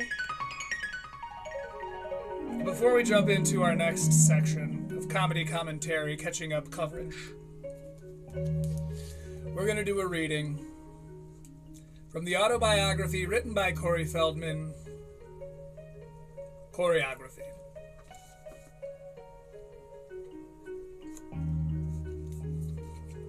When last we met Corey, let me see here. Oh, when last we met Corey, we found that he had a dog who was terrible, and a terrifying monster Cujo beast. We love dogs here at CTE. Chippo here. Big fan of dogs. Part of why I don't like stuff. But only part of it. That's another thing, is keep an eye out old Stavi's way. If you see any clips that you think would be relevant or interesting to see on the show, put them in the comments at your nearest CTE video. We're on a mission, my friends. It's gonna take all of us. But that afternoon, walking home from the bus stop with Eric, I was so excited at the prospect of actually having a friend come over that I rushed inside and left the front door wide open, instead of putting Shadow in the pantry, which was the routine leading up to that. Shadow had Eric in his jaws before he had even crossed the threshold. Eric, wide-eyed in fear, stood stock still for a moment before bolting down the street. My father, who certainly would have heard the screaming, came flying down the stairs, took one look at the carnage, and smacked me so hard across the head that blood came shooting out of my nose, staining the front of my shirt. Shadow was bad, but walking through the front door to find a dusting of yellow, bloodied bird feathers scattered all over the floor was truly terrifying. For the first time in a long time, perhaps ever, my family was in a comfortable financial situation. As for me, I was growing to really love my work. Not only did it give me an excuse to get out of the house, an especially good thing now that I was back in the care of my mother, but I was suddenly working alongside actors I had grown up watching late into the night and into the darkness of my mother's room. In quick succession, I was booked on 8 is Enough, Angie, and Alice. I had gone from crying myself to sleep to sitting in Mel's diner with Mel, Alice, and Flo. I adored Dick Van Patten and was mesmerized by Charo, better known to me at the time as the Coochie Coochie Girl. Realizing now that we read this last week, but a little bit of a brush up. I even got to play the son of the great comedy duo Stiller and Mira on an episode of The Love Boat. But with my father in and out of the house, and my mother descending deeper into madness, there remained the issue of who would ferry me to and from set, who would act as my guardian during my 8 to 12 hour-long days. With increasing... should have been a question mark. Anyway... With increasing frequency, that responsibility fell to one of my grandparents. This also meant, mercifully, that I was still spending a lot of time at their house, even if I was technically no longer living there. It was during the days of my grandparents that I remember discovering music for the first time, on my own, when it wasn't being shoved down my throat, when I wasn't being made to memorize every schmaltzy lyric to Raindrops Keep Falling on My Head. Booby, his grandmother, had an antique upright piano, which had once belonged to her mother, and which I now own and treasure. Sometimes, when my great aunt was visiting from Ohio, they would teach me how to play chopsticks, or show me the basics of playing scales. I had already discovered my grandmother's Bill Haley and the Comets album. The fact that she had actually owned a record by the guys who sang the theme song to Happy Days was a revelation. Not long after that, I found Sean Cassidy. There was something about that album cover. The way his hair sparkled in the light, the way his eyes twinkled. I stared at that album cover for hours until, one day, I turned it over. On the back was a picture of Sean at age 2 or 3, standing in front of what I figured must have been his grandmother's piano. I was so impressed by that. The idea that music had been in his life practically since birth. I decided that I wanted to be like that too. I wanted to have a music career, and to be able to look back and say, remember when I was standing in front of Booby's piano learning how to play chopsticks? I decided that next time my dad was home, I would tell him about my newfound idol. My father always had dreams of becoming a rock star. A couple of times, he came pretty close. He played bass for Strawberry Alarm Clock, the psychedelic rock band that topped the charts with their hit single, Incense and Peppermints. That was years before my father joined, however, after the band had already broken up twice and reformed a third time with a smattering of new members. Sometime later, he formed Scream with a few of his buddies, and they somehow managed to accumulate a loyal following of several hundred women who would travel from amusement park to amusement park, mad for my father in his vintage plaid shirt, which he wore unbuttoned practically down to his navel, exposing a forest of curly black chest hair.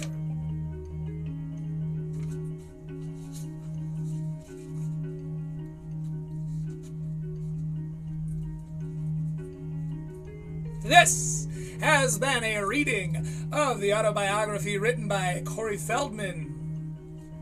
Coreyography. Excellent. Excellent, my friends. Always a good time. Starting to lighten up a little bit. And as it starts to get a little lighter, maybe he's starting to get a little looser. I enjoy seeing that. The sentence structure is getting a little crazier. But hopefully you can still hear me despite the presence of rain. Because now we jump back into comedy commentary coverage. However, this one is by our main man from the Southern Land, Podcast Cringe. No pun intended, okay?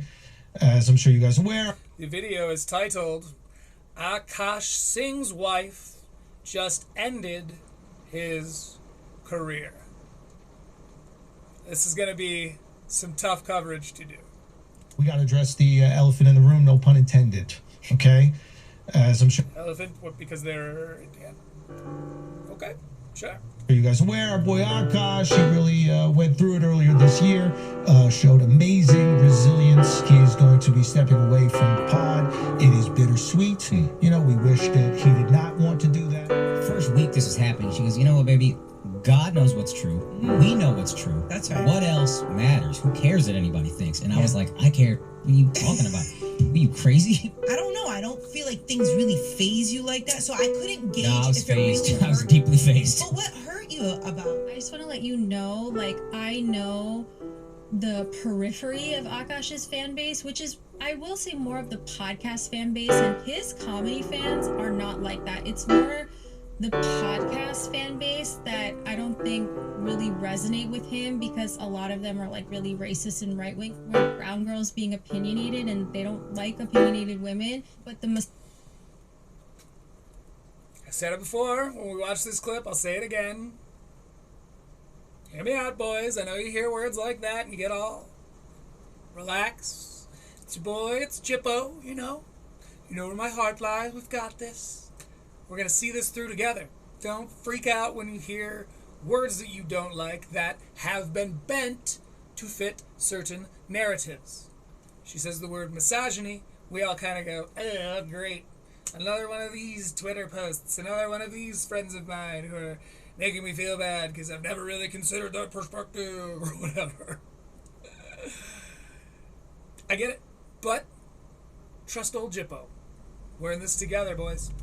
And ladies and non-binary friends. All are welcome to hear me eat a little bit of crow, but also spit that crow back up, pluck a couple of its feathers, and put it in my little headband.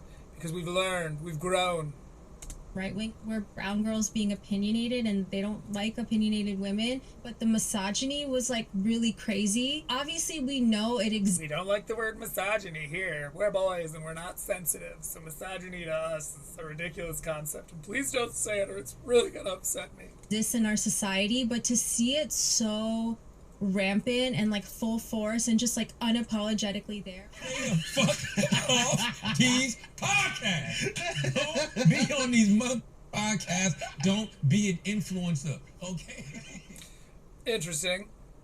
It's we're gonna get back to this interview or this podcast episode here because this is Charlemagne and Andrew Schultz, and I've seen this clip and I have thoughts on this segment, this clip in particular, but it comes up in a little bit here.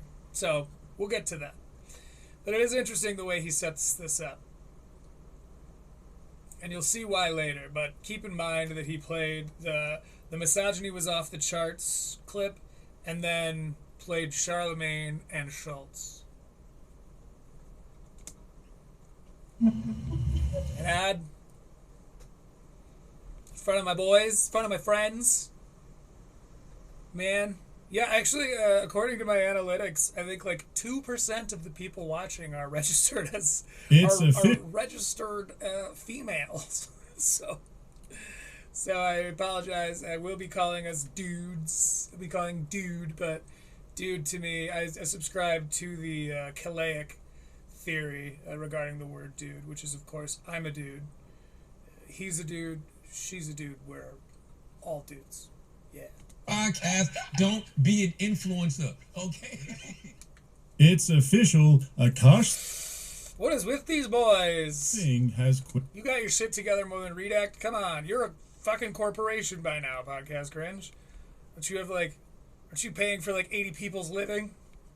Quit flagrant after months of hiding while his all that sweet Fighter and the Kid Reddit money. Wife did interview after interview. And they all seem fucking awesome and cool. Just come hang out over here, guys. Making I'm sure you are gonna love me. Everything worse. Andrew Schultz finally confirmed on yesterday's episode that Akaash is stepping away from the podcast to focus on stand-up. If you to be clear, that's a joke about me, not a joke about the Fighter and the Kid Reddit. If Jules is scared of him, I'm scared of him too.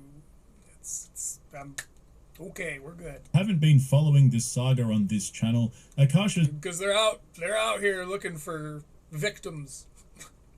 There's no more Fighter and the Kid practically.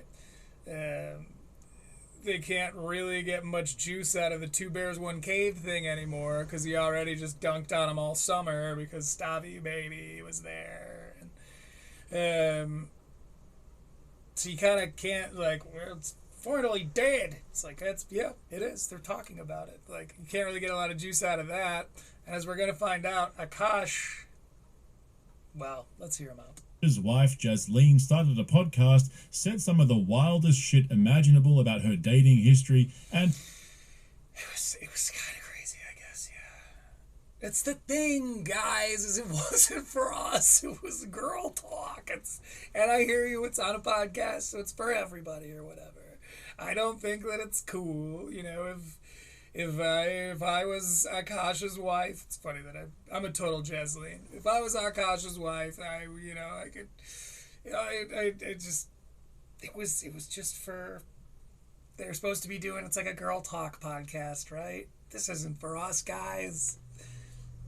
But she did say some fucking pretty crazy stuff. Crazy stuff. Stand by that statement. She said some pretty crazy stuff. And her obsession with another man, humiliated Akaash in front of millions of people, and then... You did! You were the humiliator! I get it. Like, she said the thing, and her wife should know not to say things like that when there's men watching. It's like you humiliated him, bro. You and American Redact and I think Apologia Comedy was a bit involved, and Jamari and Pages. Maybe not Pages. What's the new one I've been watching? The AI one, Fried Plantain. Like, everybody, you guys humiliated him. For shit, his wife, yes, said that yes was pretty crazy, but she humiliated. No, she didn't. She was doing Girl Talk podcast, didn't figure out her voice, didn't have enough time to like figure out how to be talking in front of people, like on a forever medium. She didn't have the years of, the full year of no comments except hate comments, and then like slowly evolved to gain a friend like David Camp, and the crab people come through and show support, and then you slowly say what you will. I look forward to having plenty of time to develop, because she didn't. Probably her first podcast had hundreds of thousands of views and listens and downloads and reposts and clips. It's like she never. And I'm not saying that she should have said this stuff, boys. I'm not saying that's okay for I'm not saying that she should have said that stuff. I'm just saying that, like, she didn't humiliate him. Y'all did. And doubled and tripled down across multiple interviews when the backlash... Unfortunately, it affected him deeply. He was very... What did it say? I very deeply sweated it, or something like that. It really did get to him. Not only is it true that it got to him, talked about how it got to him in a really like bitter way. Anyway, we'll get to that. Hit instead of keeping her mouth shut and disappearing from the internet. Okay. But can we start to see when shit like this, when you say things like that in that way, right? Okay, guys. I'm the guy defending the Austinites, right? Come on, like, you know me. But can we at least not see that when you say things like that in that way, where she might start to feel, after being inundated with clips like that there's a touch of misogyny, like just a smidge. This in particular is not a flat-out misogynistic statement. There were degrees of it. Are you not implying that she should have known her place, and that Akaash is the entertainer and the moneymaker, and her, the wife, should not be expressing herself or trying to make what she sees to be jokes? She shouldn't be just talking to her friend on a podcast publicly? Isn't that a little bit, Burkish? Isn't that a little misogynistic in its... I'm just saying, like, by the definition. What is the definition? You're probably asking yourself.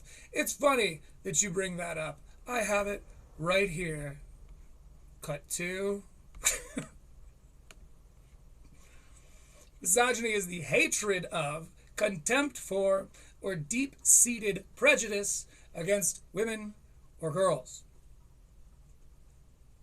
It is a form of sexism that reinforces traditional gender roles, promotes male superiority, and can manifest in behaviors ranging from subtle, everyday bias to overt discrimination and violence. Now, I'm not saying that this is overt discrimination, and I'm not saying that it's violence. I'm saying that this seems to demonstrate what Google AI admittedly referred to as subtle everyday bias, which is like, that's his wife. She should know what she can't say. This is the public. This is forever. Doesn't she know that there are millions of people watching her cuck him? It's like, or she's a free-ass American woman who's allowed to say whatever the fuck she wants, and it's weird that you're having this reaction to it. It's weird. It's highly, what do they call it, incelatory, and I'm not saying you're incels. Calm down. I'm saying that that language is coded in that way, whether you knew that or not. I'm letting you know that sane people, well, like me, hear you say that, and it's like, Jesus, okay, like, that is just the beginning. For some reason, this seems to have started over. Oh, no, we're good. Instead, and then doubled and tripled down across shit. We're going back. Akaash's wife, Jasleen, started a podcast, said some of the wildest shit imaginable about her dating history and her obsession with another man, humiliated Akaash in front of millions of people, and then doubled and tripled down across multiple interviews when the backlash hit, instead of keeping her mouth shut and disappearing from the internet. I would say that's almost overt, right? It's pretty overt. It's got degrees of being overt, I'll say. But sure. It's not the first time. It's not even the first time I've covered it. You can just hear, let's be Redact here. Listen to the way he delivers this particular line, and you can hear that he really means it. Millions of people, and then doubled and tripled down across multiple interviews when the backlash hit, Continued to just be herself. How fucking dare she? Instead of keeping her... Even if that person sucks, it's not like... okay. I'm not going to get too worked up because we're pretty early in this video. Mouth shut and disappearing from the internet. Keeping her mouth shut. It's just like... Again, her crime being like... Said some pretty crazy things. And then you guys attacked her you went after her family, man. You went way above and beyond the, like, fun thing. Remember, okay, if we're on the Mike David sphere, right? Once it starts getting into real life stuff, you're weird. That's weird. You're not having fun on the internet. Again, I said it at the beginning of the video, you guys are public figures to me. Right? Like, this is just fun. This is a veritable gossip bullshit channel. Like, and when you start to when you take it off of this screen and then you go into the actual physical real world and start making impacts in people's lives, like, that are beyond, like, beyond prank calling, some comedy club as a comedian and canceling their gig as that person on air, that's funny. And sure, it's like real life. But it's prank stuff, light college gag stuff. This is weird. You guys are being fucking creeps. You're being what they say about you that made you radical in the first place. Stop. She's a woman. She's just a chick that said some shit to another chick on a chick podcast, and it's crazy that you guys are like running around like, did you hear that she said all of these things? It's crazy, dude. It's embarrassing, and I'm trying to help you. Like, you shouldn't be that upset that she said that stuff. That's between, Akaash maybe should be, for sure, but that is betwixt him and his wife. And I wish so much that it would have just stayed there on your behalf, but also on behalf of Akaash, because he didn't handle this the way that I truly wish that he would have, which is just like, you guys are being weird. This is weird. Please stop calling my mom. Like, this is embarrassing. This is embarrassing, guys. Instead, these are the same guys who are like, I could never be so unemployed. Like, this is, the most unemployed, blah, blah, blah. Like, is this based? Guys, is this based now? It seems like you have debased yourselves. Holy shit, is that what it means? Husband's the one who disappeared, and now it's official, he ain't coming back. What's this? What's this you got under your arm here? What's this here you have under your arm? Oh, is that your cash cow? Why are you doing this to your cash cow? Isn't it just making cash for you? Now you're glad that it's gone. What in the fuck are you gonna cover, man? You got no more Akaash because you bullied him offline. You got no more Kreischer because he beat you guys. You got no more Shaw because you beat him into submission. He's no longer interesting. Callan's gonna fucking kill himself, like, because of you guys. You've done it, right? You beat the game. So now what do? Because we all know that feeling. We've all beaten the video game, right? So now do you play it again? You wait for a sequel? Those are notoriously good. Or do you move on? You go find something fucking else to do. It's crazy to me. It's crazy to me that he's like, we did it, guys. All of your fans should be cheering because you guys had a goal and you got them.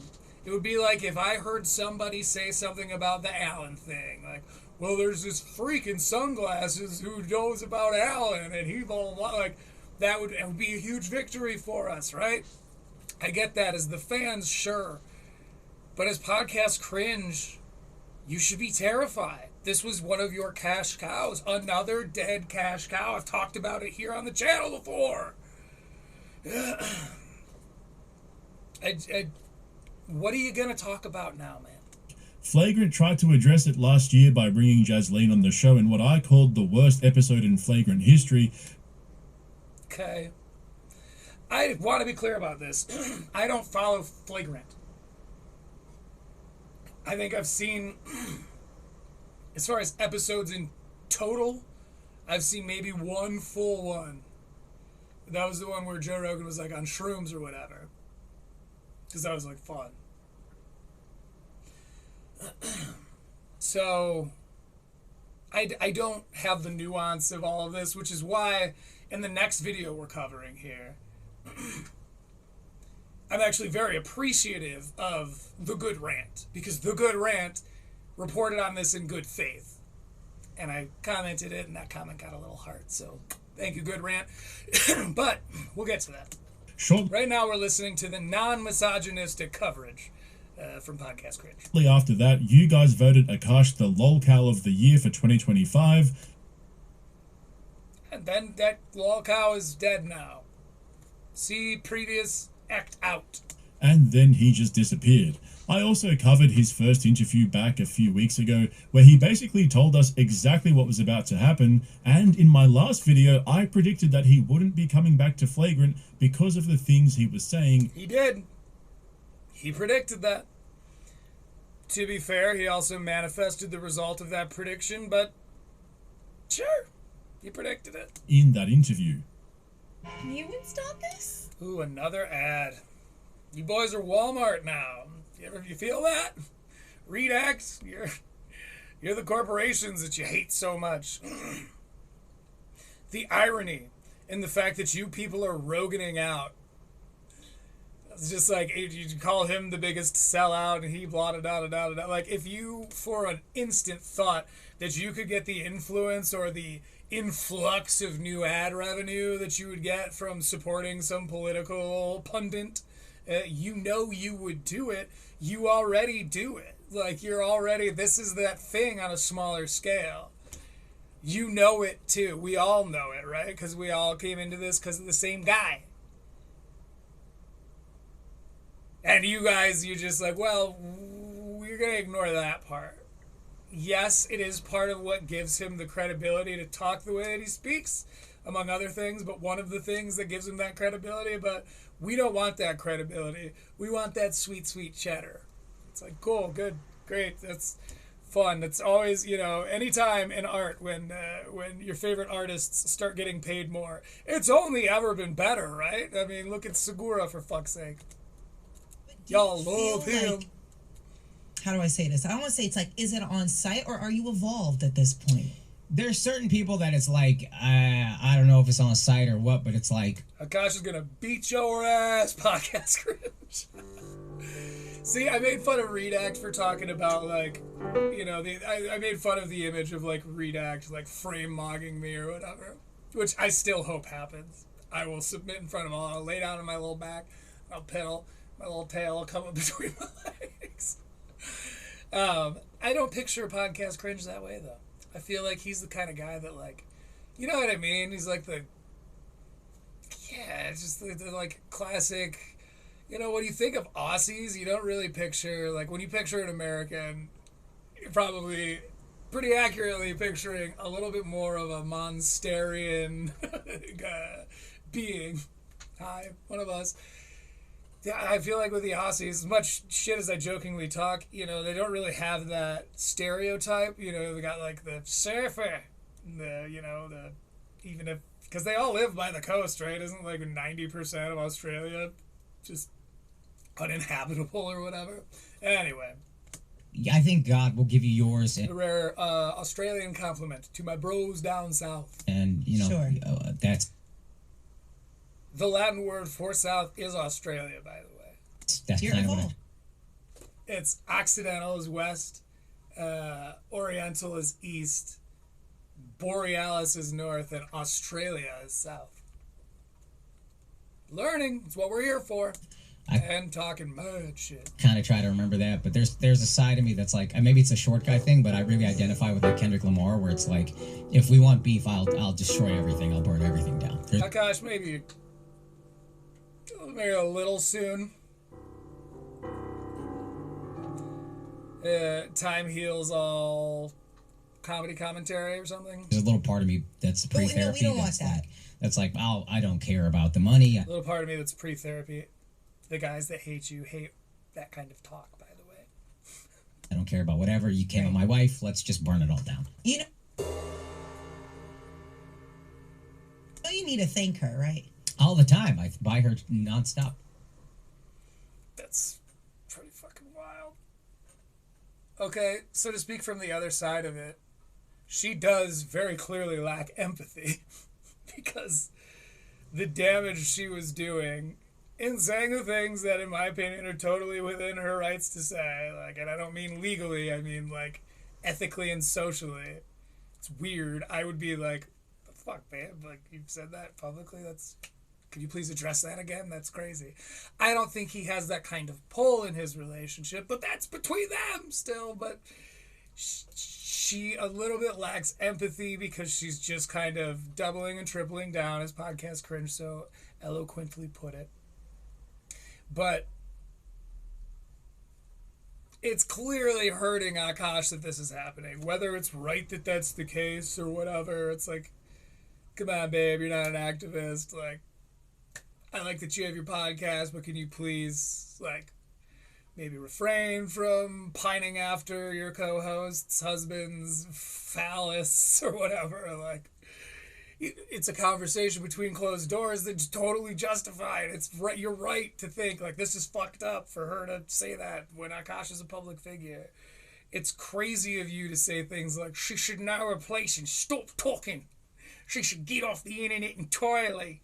It's just like, there's, as I said earlier, there's a lukewarm zone wherein it's not burning at the bottom or cooling at the top. It's just that sweet spot right in the middle.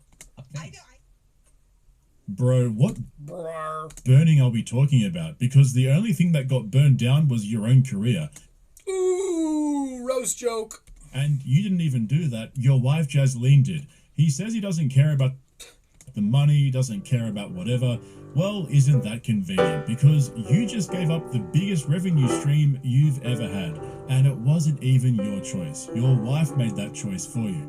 Like, this whole thing is just so wild. He's talking all hard about it being on site, and then he quits flagrant altogether. And look, I will give him credit for one thing. At least he admitted it actually got to him when Jasleen told him God knows what's true, and that should be enough. He straight up said, I care, what are you talking about, bitch? Are you crazy? Which is probably the most honest thing he's said in years. But then he pivoted into this whole narrative about how fame is a monster, the internet is full of terrible people who need to find a better existence, and God was showing him what really matters. The cope is wild.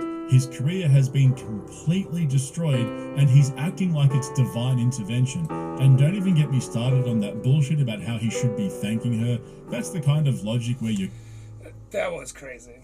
Girl sleeps with all your buddies and then tells you that you should be thanking her. Oh, okay. So this, I thought was a bit for a while, but it's starting to get a little of that anti-Hinchcliffe stank on it. Listen to the way he talks about this. That's the kind of logic where your girl sleeps with all your buddies and then tells you that you should be thanking her for proving they weren't your real friends. I don't even know what that is. It's not even toxic. It's just straight up evil. Do you remember? Because we've heard him make jokes. I thought jokes like that, where he's like, and I thought it was so fucking funny for him to, because he would say things like that, where it's like, that would be like if your girlfriend cheated on you in front of you and then told you you're welcome because you don't have to look at porn.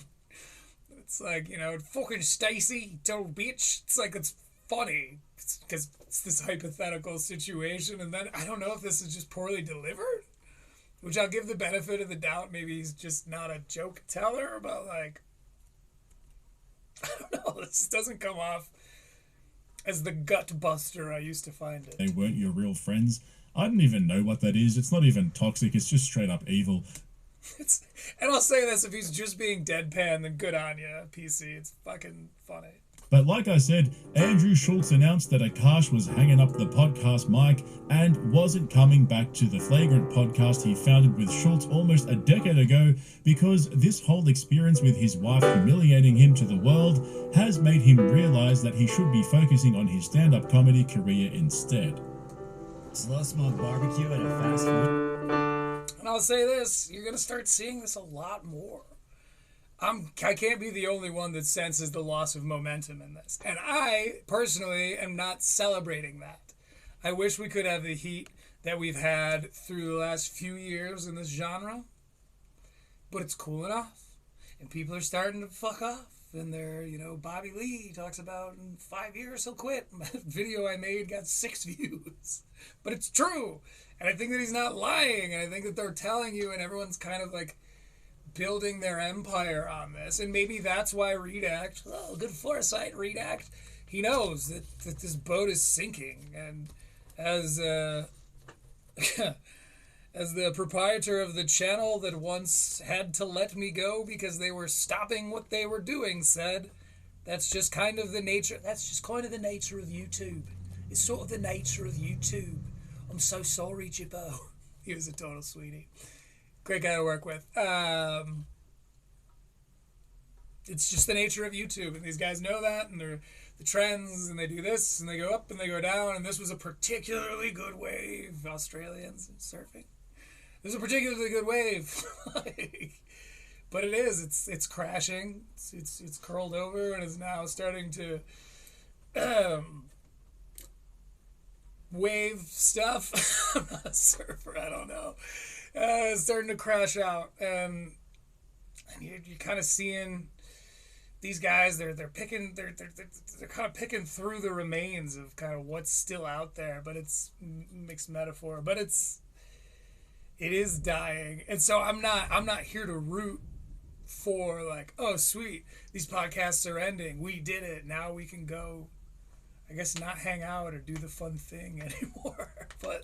But they're ending, and Akaash left, and that is, we're seeing some really, really big signs.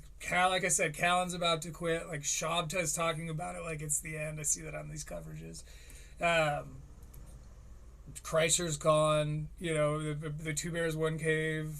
Like, it's just this podcast bubble burst a long time ago, and this, like, dirty, soapy water I've referred to before is, like, starting to get foggy, and people are leaving. And that's not great. Excuse me, would you? But we are going to continue to see it. Over the next 5 years, we're going to see the disillusion, the de-resolution, as they put it in Tron, the de-resolution of all of these other shows. And maybe that's why, you know, Mike is seemingly hanging up the hat for now. I don't know. It's almost what I've said this the other day to my fiance, but that's kind of what I hope for. I hope he's feeling physically fine.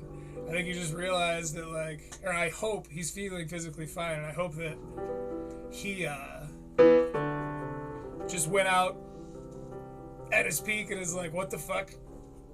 The rest of the genre is being picked apart by these fake ass cover bands.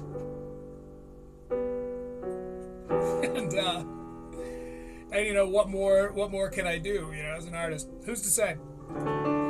But I guess maybe at the end of the day, it's cool for them to be like, we helped kill it. I guess that's, you know, Cradle CTE, we're gonna be here, baby. I'm having a good time. I like doing this. I'll always have something to talk shit about. Comedians are gonna keep making comedy. And as I started this whole rant, they're probably going to start focusing more on that comedy the more their specials bomb. It's like, shit, am I spending too much time being told I'm great by these podcast fans? Like, am I kind of also getting this, like, because people say the whole, you know, well, Kill Tony comedians are only funny in front of Kill Tony audiences. And it's like, you think that Stavi doesn't perform to the same uniform We All Love You audiences?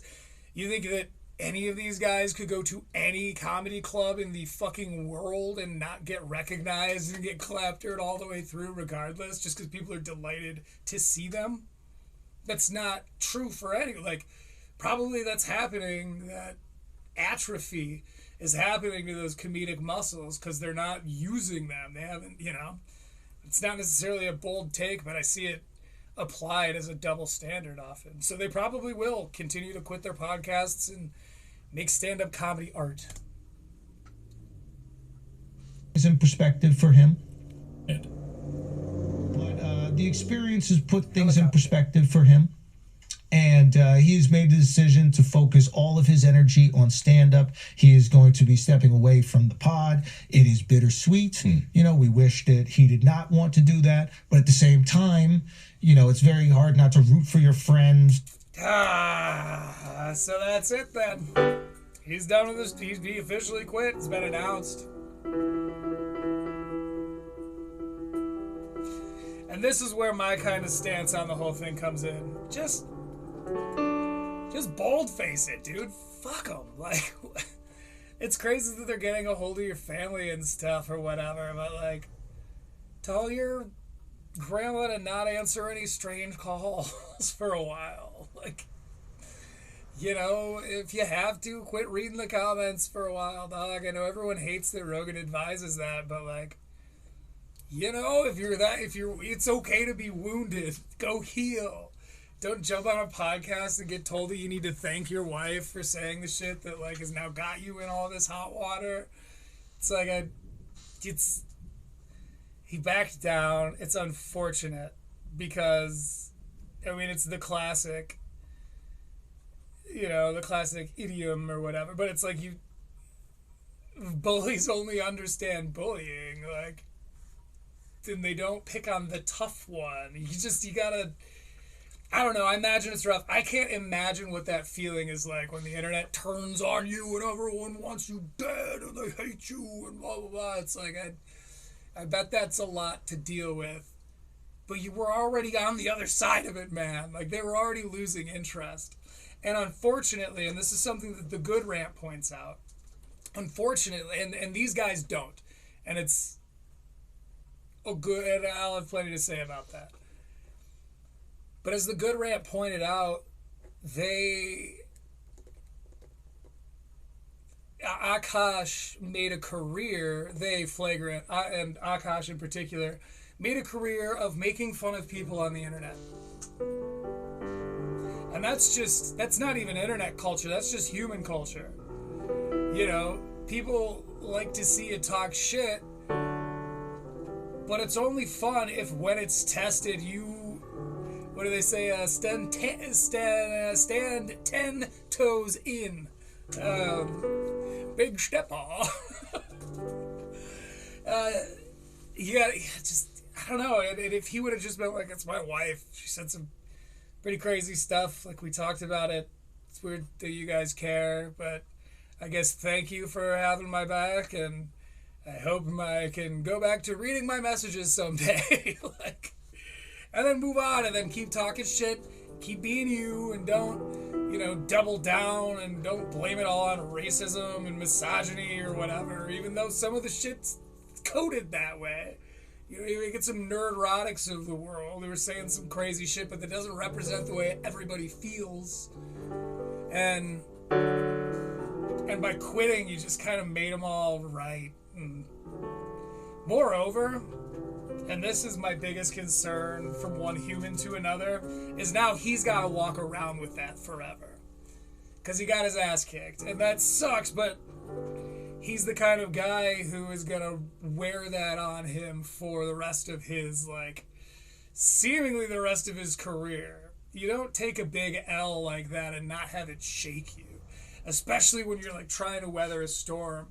And it's like, when you get to the other side of that storm, you emerge a stronger person. But if you back out, or you tap out, or you quit, or you're, okay, stop, I quit. It's like, that's not a protagonist move, man.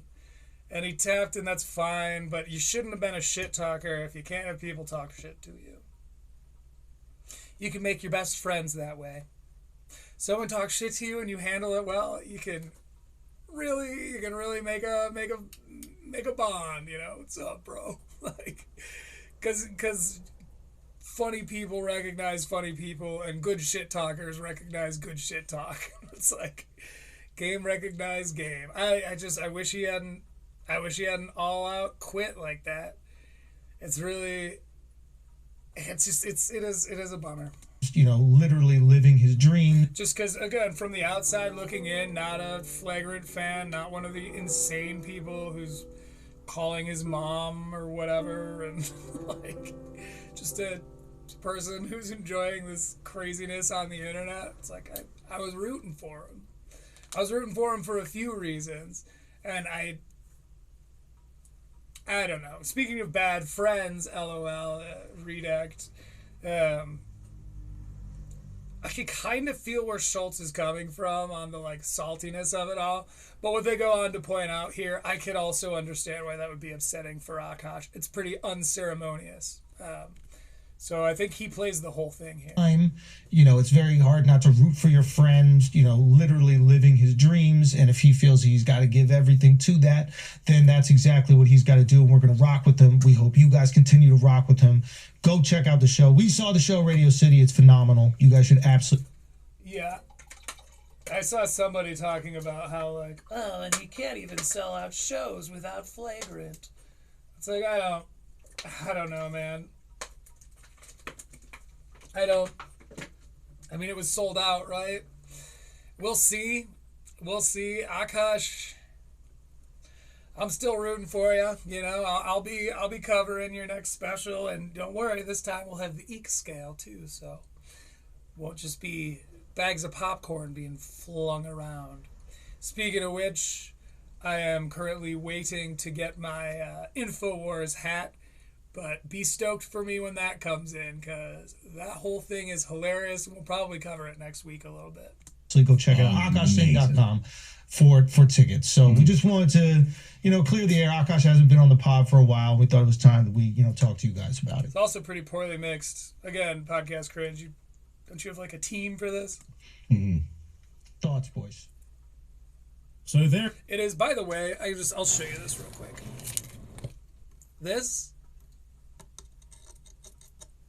That is a condenser mic. I have my interface right there. I have all the technology to improve my sound, which is, it's just gonna be a lot more steps because, you know, I gotta plug my phone in. I have lapel mics and stuff, but the way I have the show currently set up, I acknowledge I am not providing the best audio experience, but I am not Walmart. There it is, Schultz confirming what everybody already knew, but even Schultz is framing this as if it was some sort of spiritual awakening, as if Akaash went on a soul-searching retreat to the mountains and did yoga, came back with post-nut clarity. He should have done that. He really should have gone and done that. And then maybe he would have arrived at the same thing, but he could have been more well put together when he faced the world. You know, when he needed to be a warrior, he could have had that, you know, inner peace. But it's like, he didn't. He was troubled. The experience was his wife telling the internet she wanted to ride her friend's husband's 10 inches while Akaash watched. if that's true, then it's going to be tough to beat the cucking allegations. That's the experience that puts things into perspective. And the whole pitch about him. I mean, yeah, okay, sure, you're mocking that, but actually you might just be right, and it's like in a non-ironic way. Like, maybe it literally did. Maybe all of the podcast fans, which you don't like this, but it's true. You are the podcast fans of his, right? Like, all of you and your guys, Podcast Cringe, maybe not you, but like all of your guys, you're all Podcast Cringe guys, right? Podcast Cringe. It's not stand-up comedy cringe. Like, so is that revelation of like, holy shit, maybe me being on the podcast is actually bringing in some pretty toxic types. I don't like the word toxic either, but it applies, unfortunately, here, you fucks. You know, maybe I am bringing in some kind of toxic influence into my life. Like, I don't know. Maybe I shouldn't do the fucking pod anymore. Maybe I should just focus on my stand-up. It's going really well. I just dropped a special that has like 6 million views. Like, maybe this is what I should be focusing on instead of this other thing that's stressing me out and has a bunch of weirdos calling my mom. He's made the decision to focus all of his energy on stand-up. Actually, let me come back to that because you guys have to see this. It's so funny. People call my mom to talk shit. She's like, oh, I know. Fuck that fucking guy. Imagine you started a podcast with your buddy 10 years ago, put out over god damn fuck. 700 episodes, built one of the biggest and most profitable Patreons in the world, bringing in 6 figures a month each, and then when you decide to move on, this is all you get. 3.5 minutes follow. Okay, he is right about that. It's disappointing. On behalf of Akaash, it's disappointing. I also can understand, I kind of referenced this earlier, but I can understand Schultz being like, because I've had friends quit bands. It's heartbreaking. Because you're like, that's our thing. We did but we come out, you gotta quit, like, you're done? You mean you're out of the band? Okay, like, there's a tectonic shift that goes on when like someone, either a co-creator you love, another musician you're very fond of making music with, like, or a straight up like lifelong friend quits your band. It like part of you dies. I'm not exaggerating. I'm sad thinking about it now.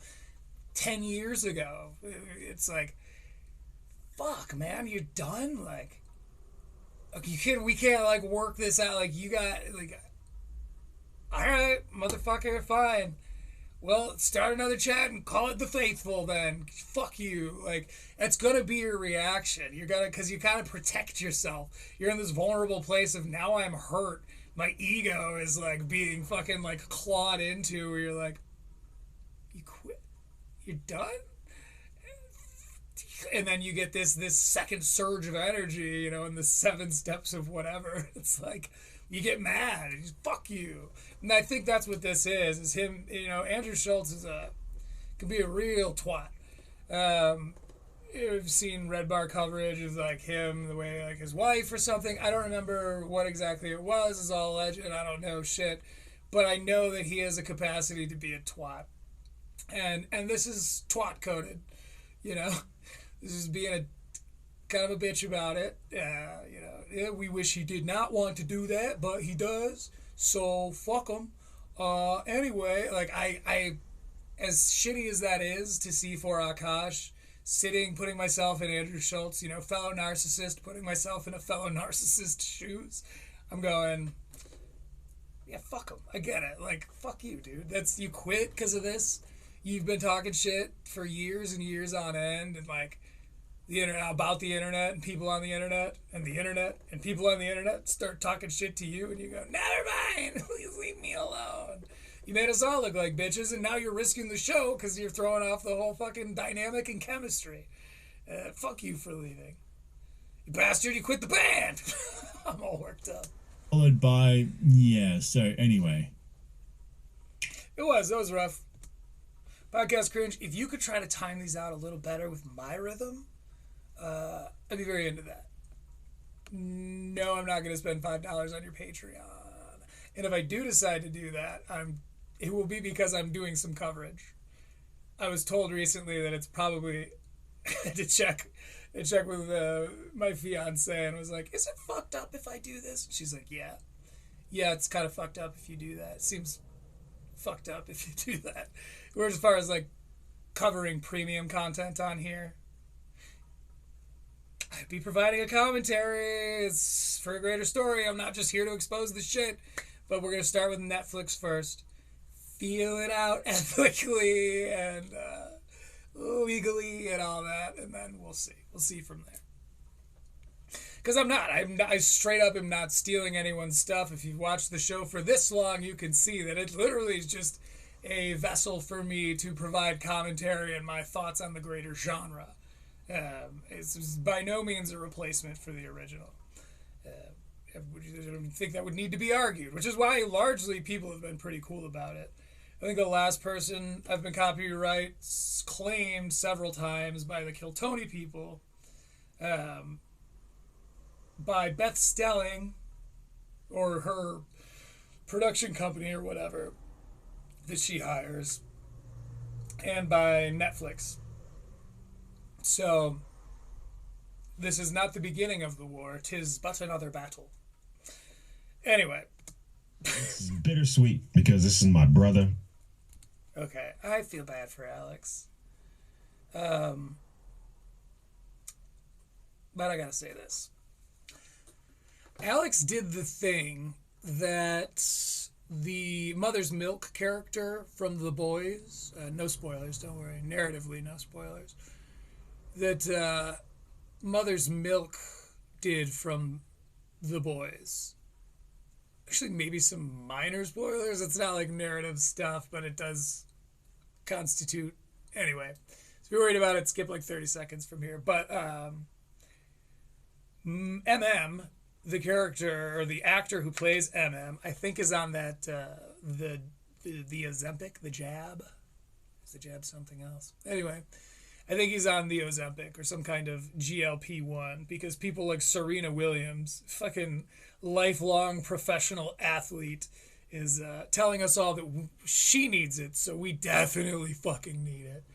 So disappointed by whichever of the Venus or whichever of the Williams sisters is doing that. I don't know if it's Venus or Serena. They look very similar.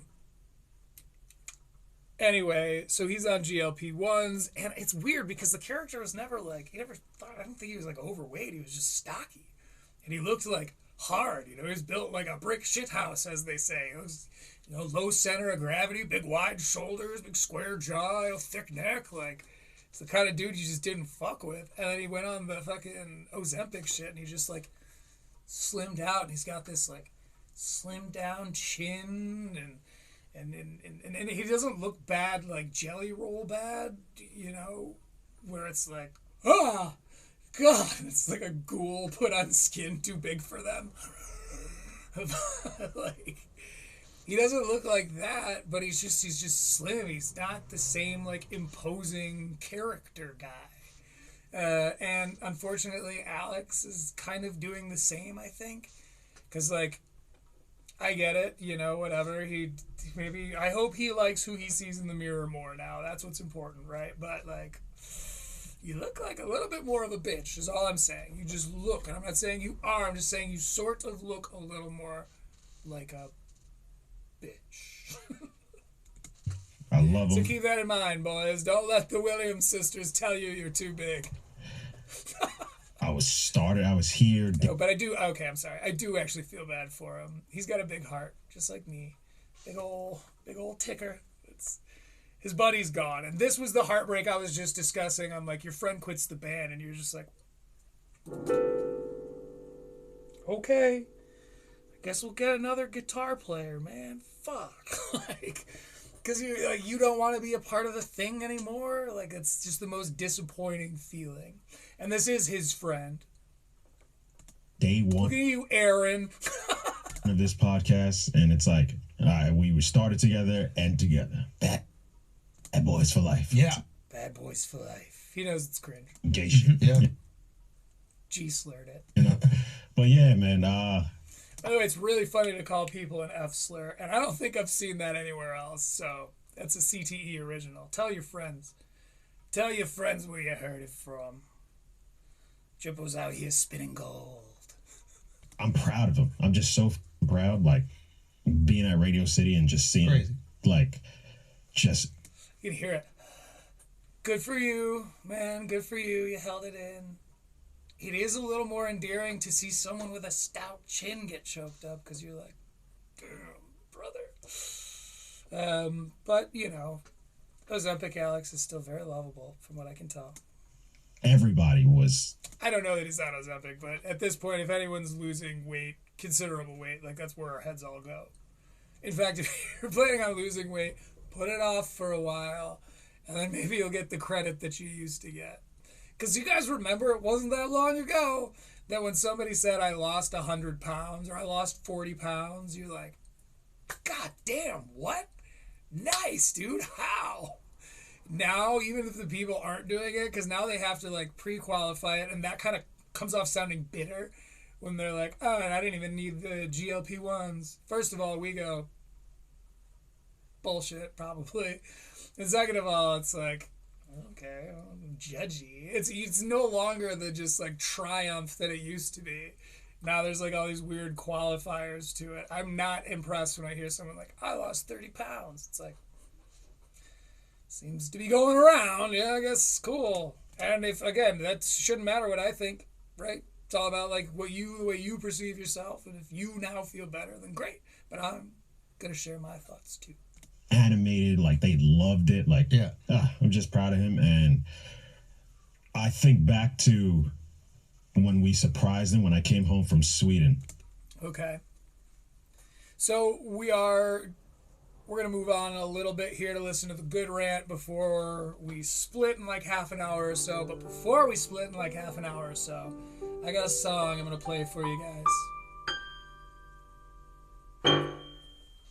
Oh, yeah, his reaction. Was his reaction, like, he didn't even care. The cameras are there, jumped up, gave me the biggest bear hug. I didn't know he was that strong. Okay, so, like, they go through the history of this, so if you're confused, don't worry, you're supposed to be. Yeah, for those of you guys, maybe new listeners, Alex got locked up when we were on tour in Sweden, and...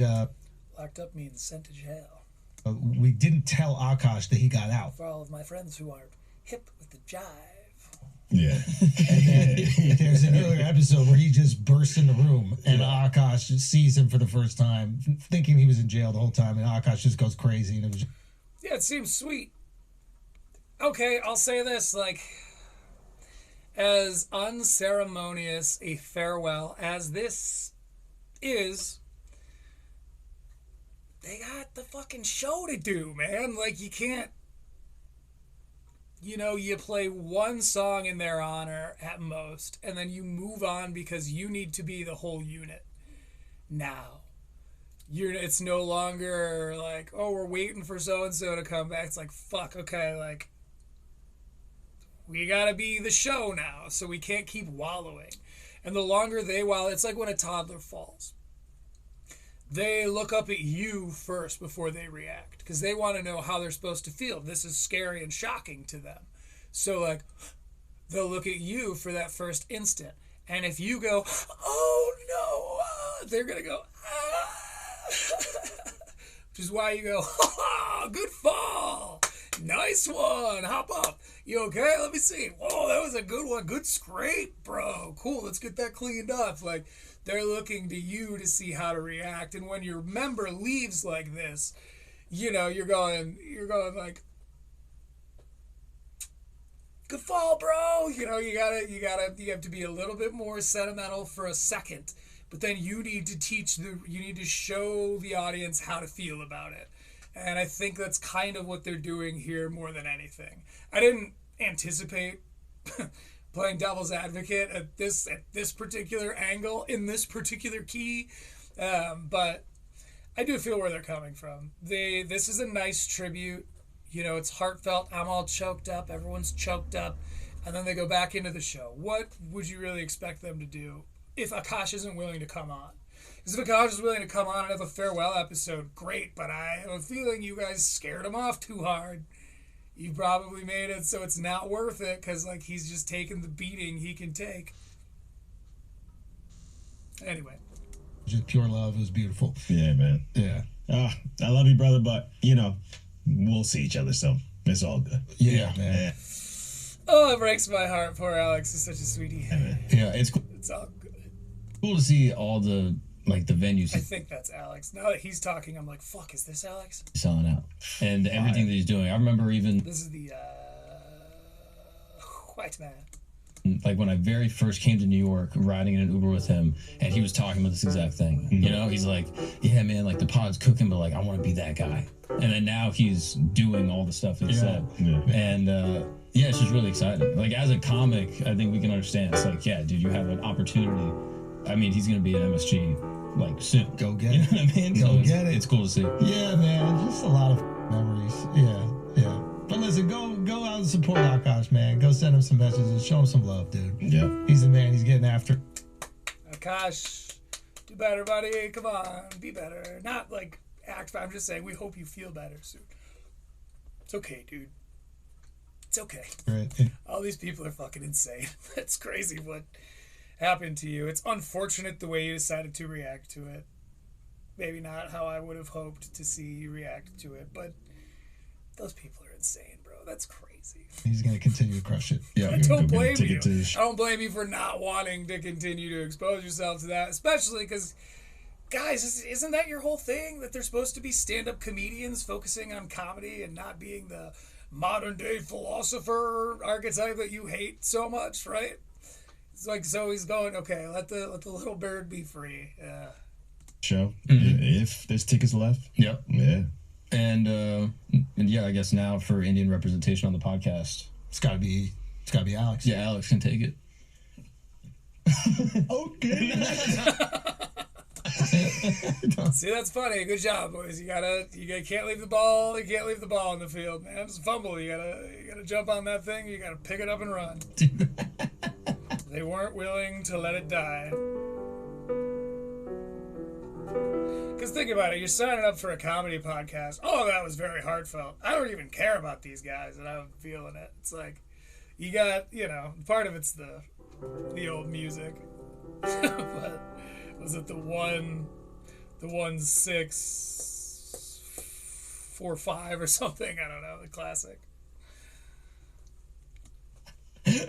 So anyway, they did a good job at kind of picking up the ball and running with it. But in the next couple of minutes here, we're going to get to my kind of final point on this particular video.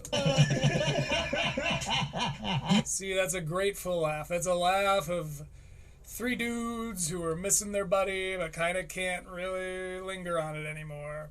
Though, that said, I do understand why Akaash's feelings are indeed hurt, which is Podcast Cringe's point. Please do the rest of the pod. Please do it. They're in like a different room. I don't know the history of this pod at all. You flying back tonight? I almost started just rocking out to that sick beat, but it's kind of funny that the hip-hop beat's becoming hack now. Welcome to the table, my friends. It was a lot of years where you could slap a hip-hop beat on anything and it's cool as fuck, and I'm a huge proponent of that.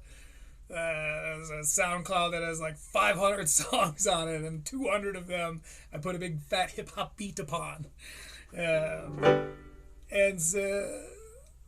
So hip-hop beat is always going to sound good, but it's becoming a little bit hackneyed now because popular media discovered that and country discovered that and all the other things that hip-hop never was supposed to be has discovered that, and now everything's hip-hop, and it's a little hacky. You know what I think the next big thing is? Rumba!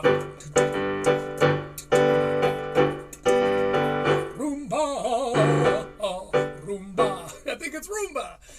I listen to it all the time. It fucking rolls. These guys probably don't like Bad Bunny, but it's because they have bad taste and like stupid things. Whole segment played out like a funeral for someone who's still alive. They were channeling strong Bert Kreischer vibes.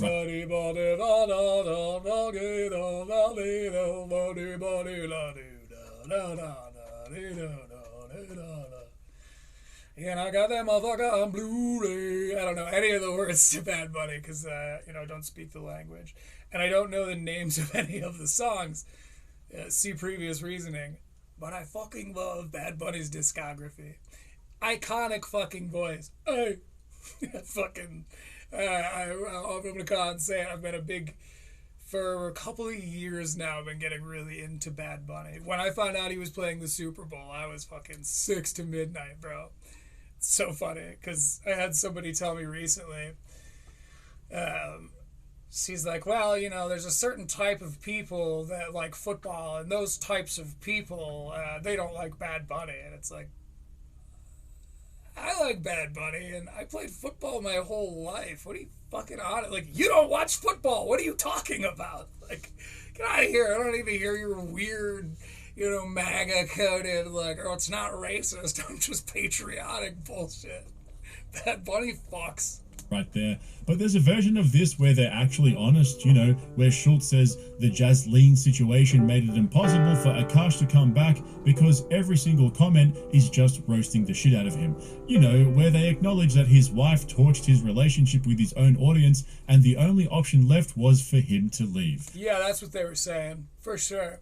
Yeah, what they were saying was stuff like how, his wife torched his relationship with his audience and made it impossible for him to make any decision but to leave. It's like, what? No. They were going, fuck you, you fucking cuck. No, they weren't. No, they weren't. That would be a little bit more civil in its discourse. It's not what you were doing and the rest of your people were doing. You fuck. Don't bad faith represent your own, what do they call that? Revisionist history bullshit. You gaslighting fucker. All we were doing was pointing out how there might be some discrepancies in the power dynamic of their relationship.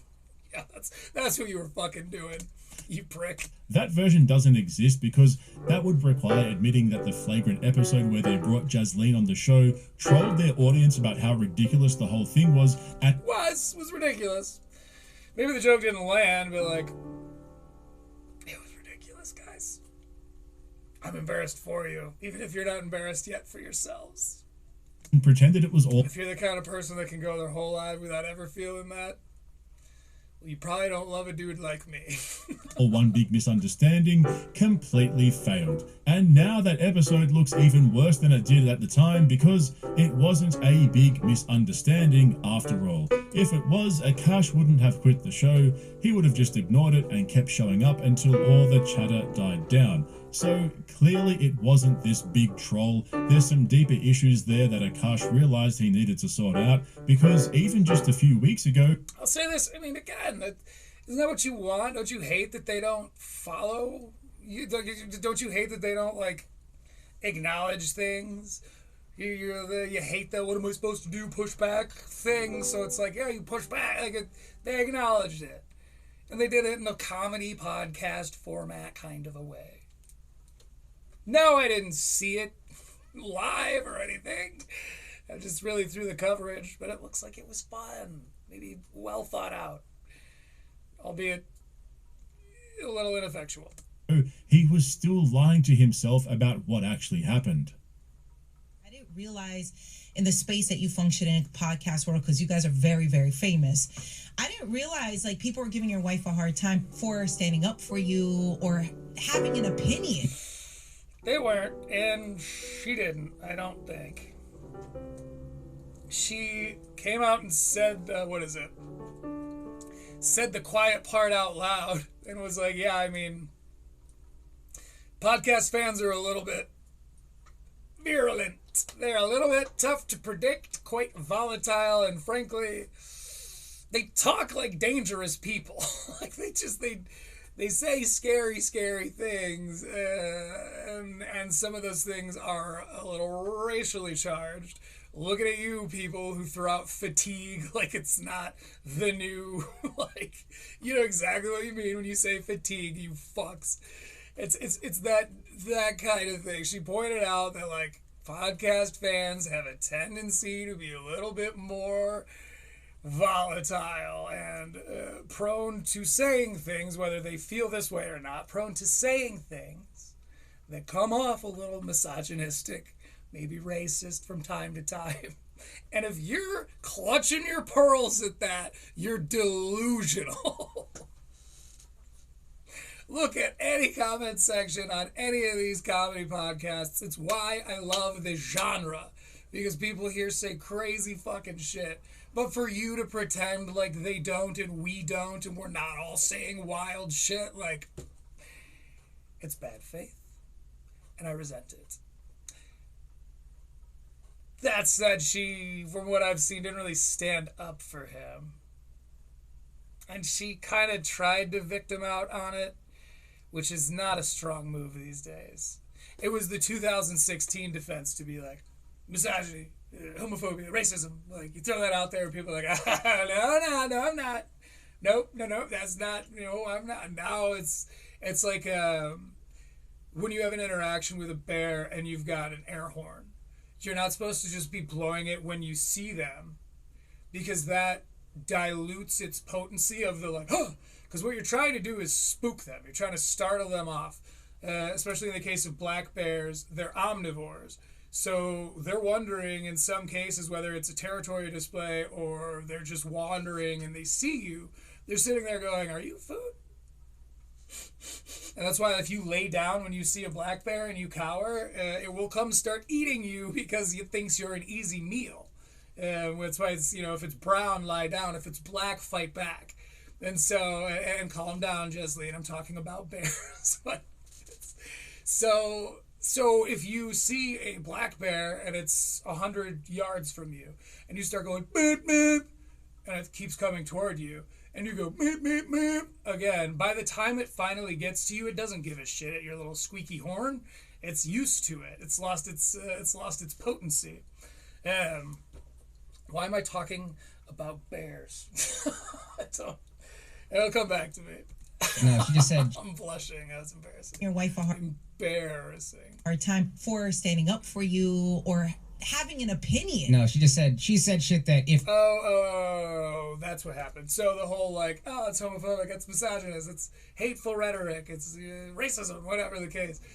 That air horn, which used to startle people away, is now they're like, oh, actually it doesn't matter. And it's actually funnier and I get more likes in the comments if I'm like, you're right, I am. And whether or not that's a full representation of how and who they are. I've seen some pretty crazy body cam footage, so could well be. And I think largely it's just that's the way people in this space on the internet kind of tend to talk to each other. And in some cases it's supposed to be funny, and in some cases stupid people misunderstand the satire and they're like, oh, sweet, me too, I also hate the trans. And it's like, we were kind of making jokes and they were accusing us of being people like you, but you're too stupid to understand the jokes, so now you're over here in the same comment section and watching all these things, not understanding that we were making fun of the kind of person who would think like that. And you're kind of making us, oh shit, does Shane Gillis have a Tony Hinchcliffe problem? I'm kidding. It's R-slurred. I said it, everybody would say it was a joke, and she... R-slurred. R-slurred's better. And I have because we've only had sex with each other, she and I have a relationship where it's like, I don't give a what you say, she don't give a what I say. I wish that were true. I wish for you that was true. Okay, he's about to say his shit now. It was bizarre to me because I'm like, never mind. My husband can go on stage. She was so close to making a good point here because his whole act is about how batshit crazy Jesleen is. And so Jesleen going on a podcast, sure, she's not a comedian on a comedy stage, but as I said, to no response at all in a lot of these comments is this weird delusion that only comedians can make jokes on the internet is stupid. Like, anyone can make jokes, comedians just get paid to do it. So saying she's not a stand-up comedian, so what business does she have making a joke? It's like, some of the funniest people in the world aren't stand-up comedians. I would argue most of them. Like, it's wildly off-based.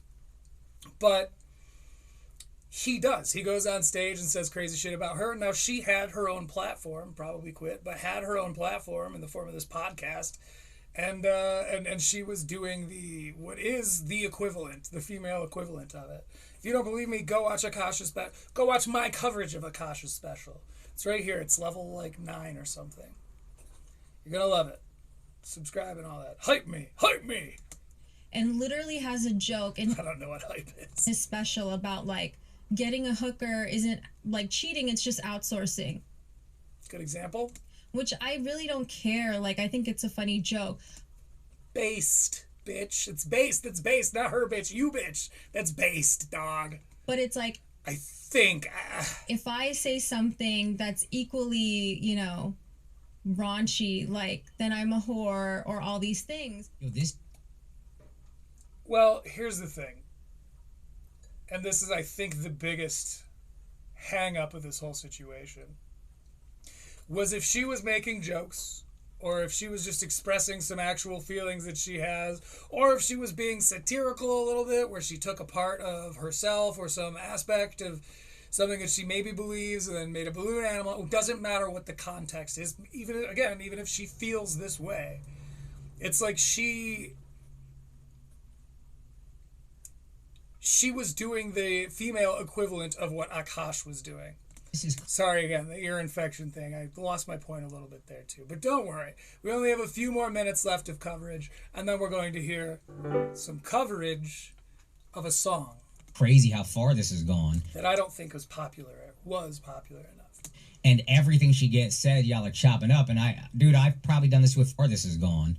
And everything she gets said, y'all are chopping up. And okay, and this right here is why Akaash didn't leave on the high road that he's trying to paint. I've probably done this with 1,000 famous people, so I don't... You've done it to famous people. From what I understand, you've done it because, like, there's and maybe not, maybe they didn't do this, but I think I've seen it, where they'll just cover somebody online, usually, like, some Down syndrome kid or something, and it's like, and they're sitting there making fun of it, like, I know it's a two bears, one cave thing from back in the day. I think maybe Akaash is guilty of that too. But it doesn't matter because what he is guilty of is making fun of famous people, which, whether he likes it or not, he has becometh. Oh, no. That's why these comedy commentary channels, I hope they keep just being cool when I do shit like I do here. Because this is what you set up, right? We're just the next step of evolution in your ecosystem, my guy. Little mosquitoes, and you'll never be rid of us. Knock the people who did it. Sure. She just kind of kept that energy. She was like, whatever. I want to see some fan art of, I don't care if it's AI. I want to see some fan art of me with my goatee and my glasses, but I'm a mosquito. Call to action? Is that how I do it? It's not. You said... Whatever y'all think about me is whatever y'all think about me. I know who I am. God knows who I am. That's it. Okay, and I wish that had just been where he left it. And he's like, now, you want to talk about my news bet? You want to talk about my upcoming shows? You want to blah, blah, blah, blah. If he had just fucking, boom, stiff-armed and kept on moving, hit him with that juke, like, is that anything other than this? See, this is what kills me. I hope we don't agree. Usher's whole defense... Christ, you're so loud, cringy. Has always been that Jasleen isn't a comedian, so when he says wild shit on stage, it's a joke, but when she does it, people just don't understand. Except she wasn't trying to be funny. She was dead serious on her podcast, talking about another dude's 10-inch wang. And sure, but again, dude, like, why is that our business? Because she said it on a podcast? A podcast that, like, you chose to listen to. It's not like she went on your favorite morning show and, like, said all this shit, and you're like, and this really stuck in my craw. It's like, it's not in your craw. You went out of your way, and you put your craw on top of it. And then in that other interview, she's comparing herself to Akaash's stand-up material, saying that if he can joke about getting hookers, then she should be able to say whatever she wants.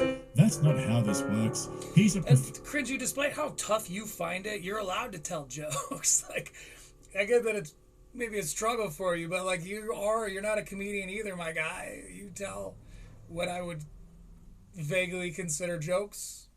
Professional comedian Right? Isn't that your whole like, oh, I got cheated on by my girlfriend? Performing material on stage. She went on a podcast nobody asked for and humiliated him in front of millions of people. Those are not the same thing. And then Akaash nearly had a moment of self-awareness where he admitted he's done the exact same thing to 1,000 famous people, chopping up their clips, making fun of their worst moments, but it sailed right over his head.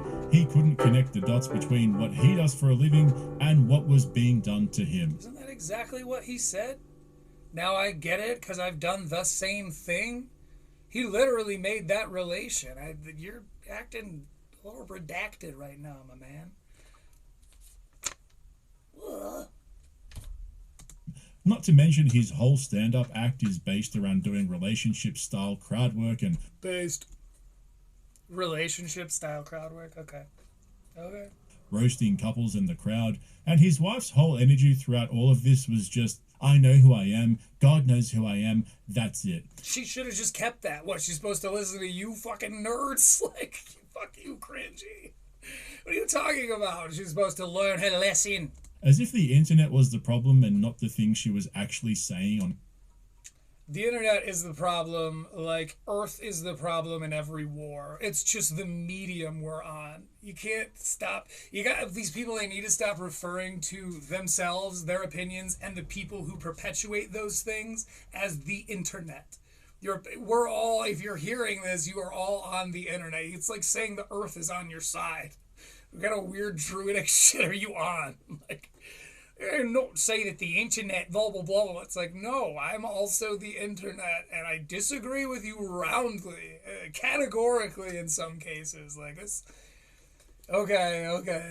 On camera, she completely gaslit him into believing that she's the victim, and look, he bought it. None of this shit makes sense. They are both. Like, so you're admitting there's a victim, which is to say that there was some kind of transgression, right? Because you can't have a victim without a transgression. You've created this victimhood that you're saying. That, like, so victim of what? Like, who is this? So she's not the victim.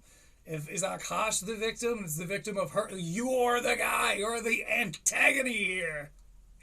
You are the looming storm cloud over the protagonists of this story. You're not the underdog. The internet is not this scrappy underdog. You guys just attacked a fucking married couple for some shit that should have been handled in, I don't know, couples counseling or whatever the fuck. Like, no, I don't think she should have said that stuff, but I think your reaction to it, as I've said 1,000 times, is weird. Lay out the logic here for a moment before I get into... Coming from me. God. Schultz and Charlemagne roasting Akaash and Jasleen. So she starts a podcast with her friend, comes out and says all this wild shit about her sexual fantasies, about her history with other guys, admitted she had a roster of frat boys that she used to hook up with. She started posting thirst trap cringe on Instagram and TikTok of a day in the life of a rich comedian thwart housewife. A lot of people starting making content shit. It's so bad. Like, I mean, you look at my shit, for fuck's sake. I'm a great example of someone that's just had a lot of time. I'm getting a lot of time to just build my thing when no one's paying attention, and it's great. Because then when people are looking, it's like, but I know what I'm doing now. Versus somebody who's already has a famous husband, and so when she starts doing her first thing, like this very cringeworthy stuff that you're pointing out, it is cringeworthy, I agree. But like, it's her first shit. You know, like you're gonna watch someone pick up a guitar for the first time and go, "This should be great," and then make fun of them when they're bad. Like, I guess you technically can. And her flirting with her physiotherapist while her ass was out on show. She refuses to kiss Akaash in public. You care too much about Akaash being kissed on the lips. You all do. It's weird. Some people don't like kissing. Some people just don't. That's okay, all right? It's okay for people to not like kissing all the time on the face and the lips. Her face to the side, even when he proposed to her, and then made up some bullshit. That should have been the most romantic moment of his whole life, and she robbed him of that. Oh, I love the narrative that Podcast Cringe is just a hopeless romantic. That should have been the kiss of his entire lifetime. She owes him a kiss on the lips, a big one. Excuse when she was on Flagrant. Everyone clipped it up and said that she was out here humiliating her husband. You are everyone, but okay. Akaash defends her publicly, but apparently behind the scenes he was telling her to stop. Instead, she doesn't listen. She doubles down, then triples down, refuses to stop humiliating him. That bothers me so bad. It's becoming rampant, and maybe it's some like academia resurgence bullshit, but I hate what they're doing to the English language by cutting out the word "and." Sure, it's not technically like I think that's technically an Oxford comma. You make a list of 3 things, and the third thing, comma, and then you end the list with a comma.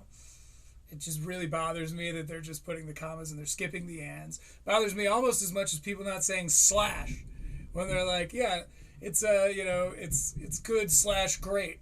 They'll just say it's good, great, blah blah blah blah blah. You're supposed to say the slash, in my opinion.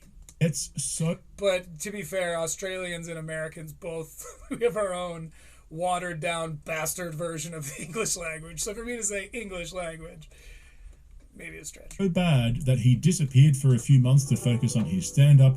Meanwhile, the Flagrant comment section is 99% Akaash trolling in every single episode.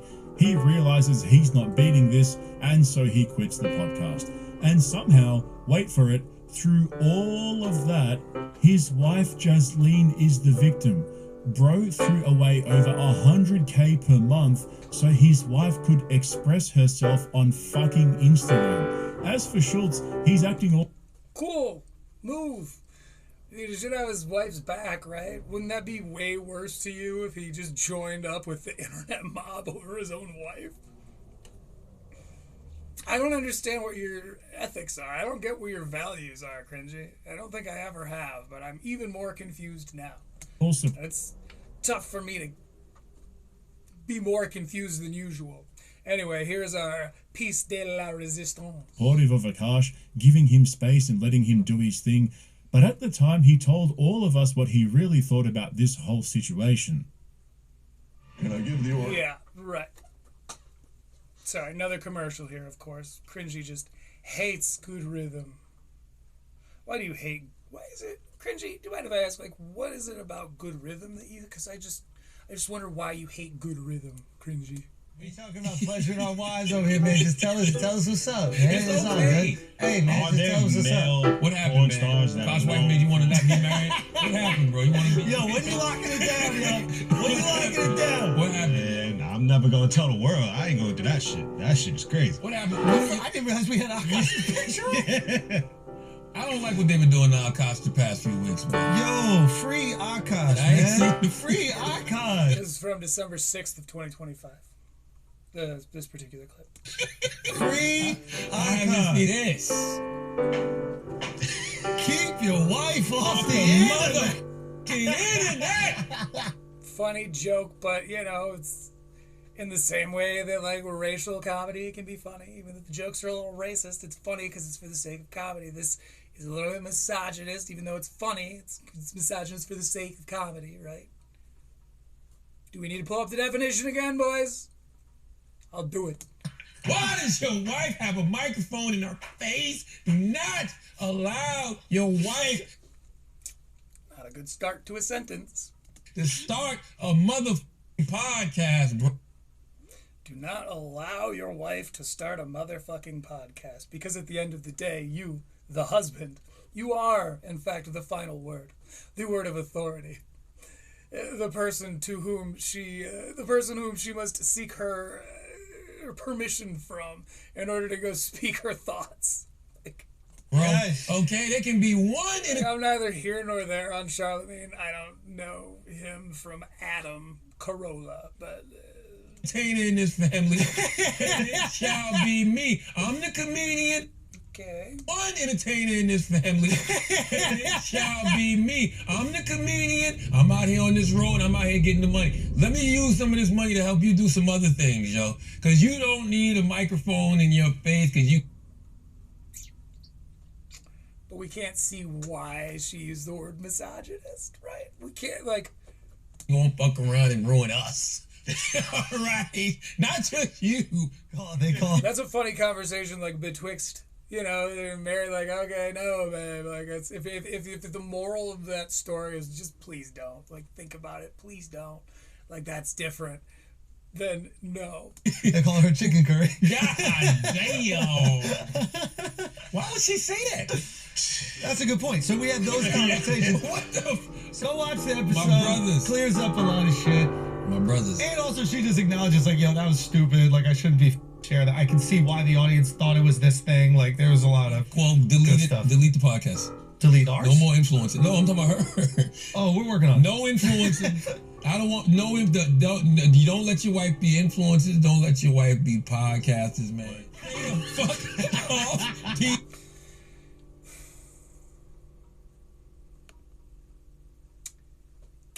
Hatred of, contempt for, or deep-seated prejudice against reinforces traditional gender roles. Like, come on. Do I hate that you guys make me be this guy? Okay? But we have definitions for words, and just like abusing the word Nazi and bending that to fit your little narrative, it's the same for you to be like, well, not like misogynist. I mean, I'm not like, it's you, that's, I'm not saying you are, but that's the language that you're putting out there. It's the way you've represented yourself. Okay? Okay?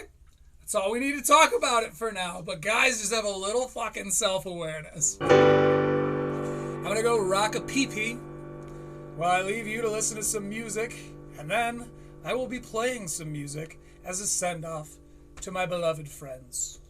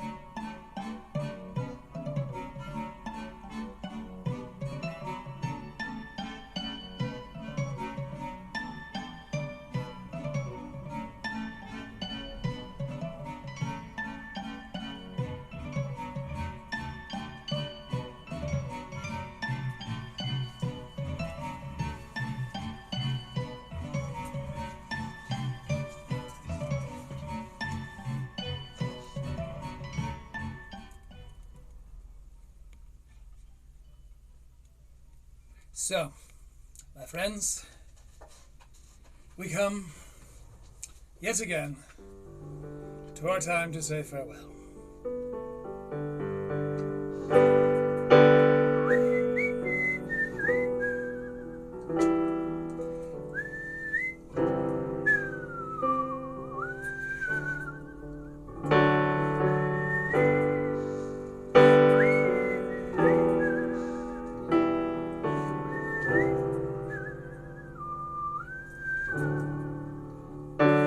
There are 52 ways to murder anyone. 1 and 2 are the same, and they both work as well. I'm coming clean for Amy, truly doesn't scream as well. And the cops won't listen all night. And so maybe I'll be over just as soon as I feel them all in. And I can remember when I saw her last.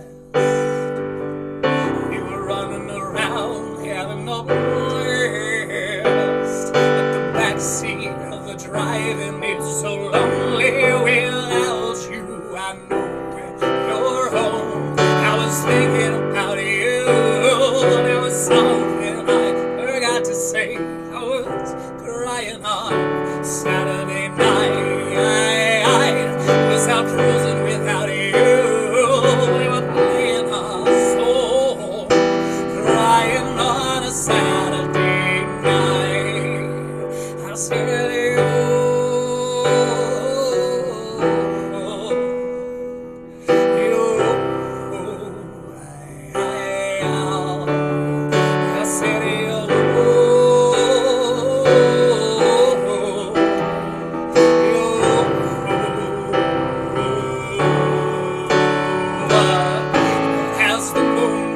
the nighttime, you go viciously, quietly away. I'm sitting in the back room where we used to sit and smoke cigarettes. Now I'm watching you die. I can remember when I saw her last. We were running around having a blast, but the backseat, the driving is so lonely. Without you, I know you're home. I was thinking about you. There was something I forgot to say. I was crying on a Saturday night, and I was out cruising without you. They were playing our song, crying on a Saturday night. Singing,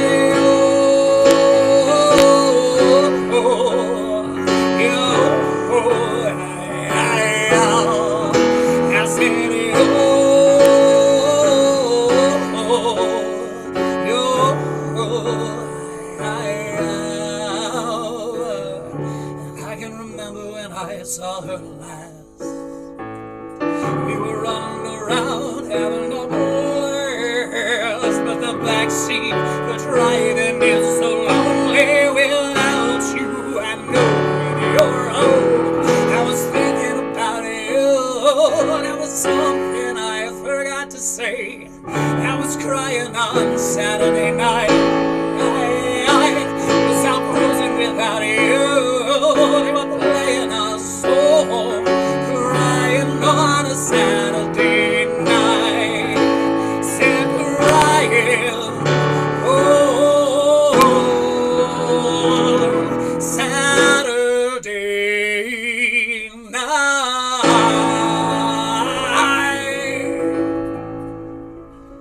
Saturday Night by the Misfits. Thank you so much for hanging out. I am Jippo. This is Critical Leaks, and in the meantime, be nice.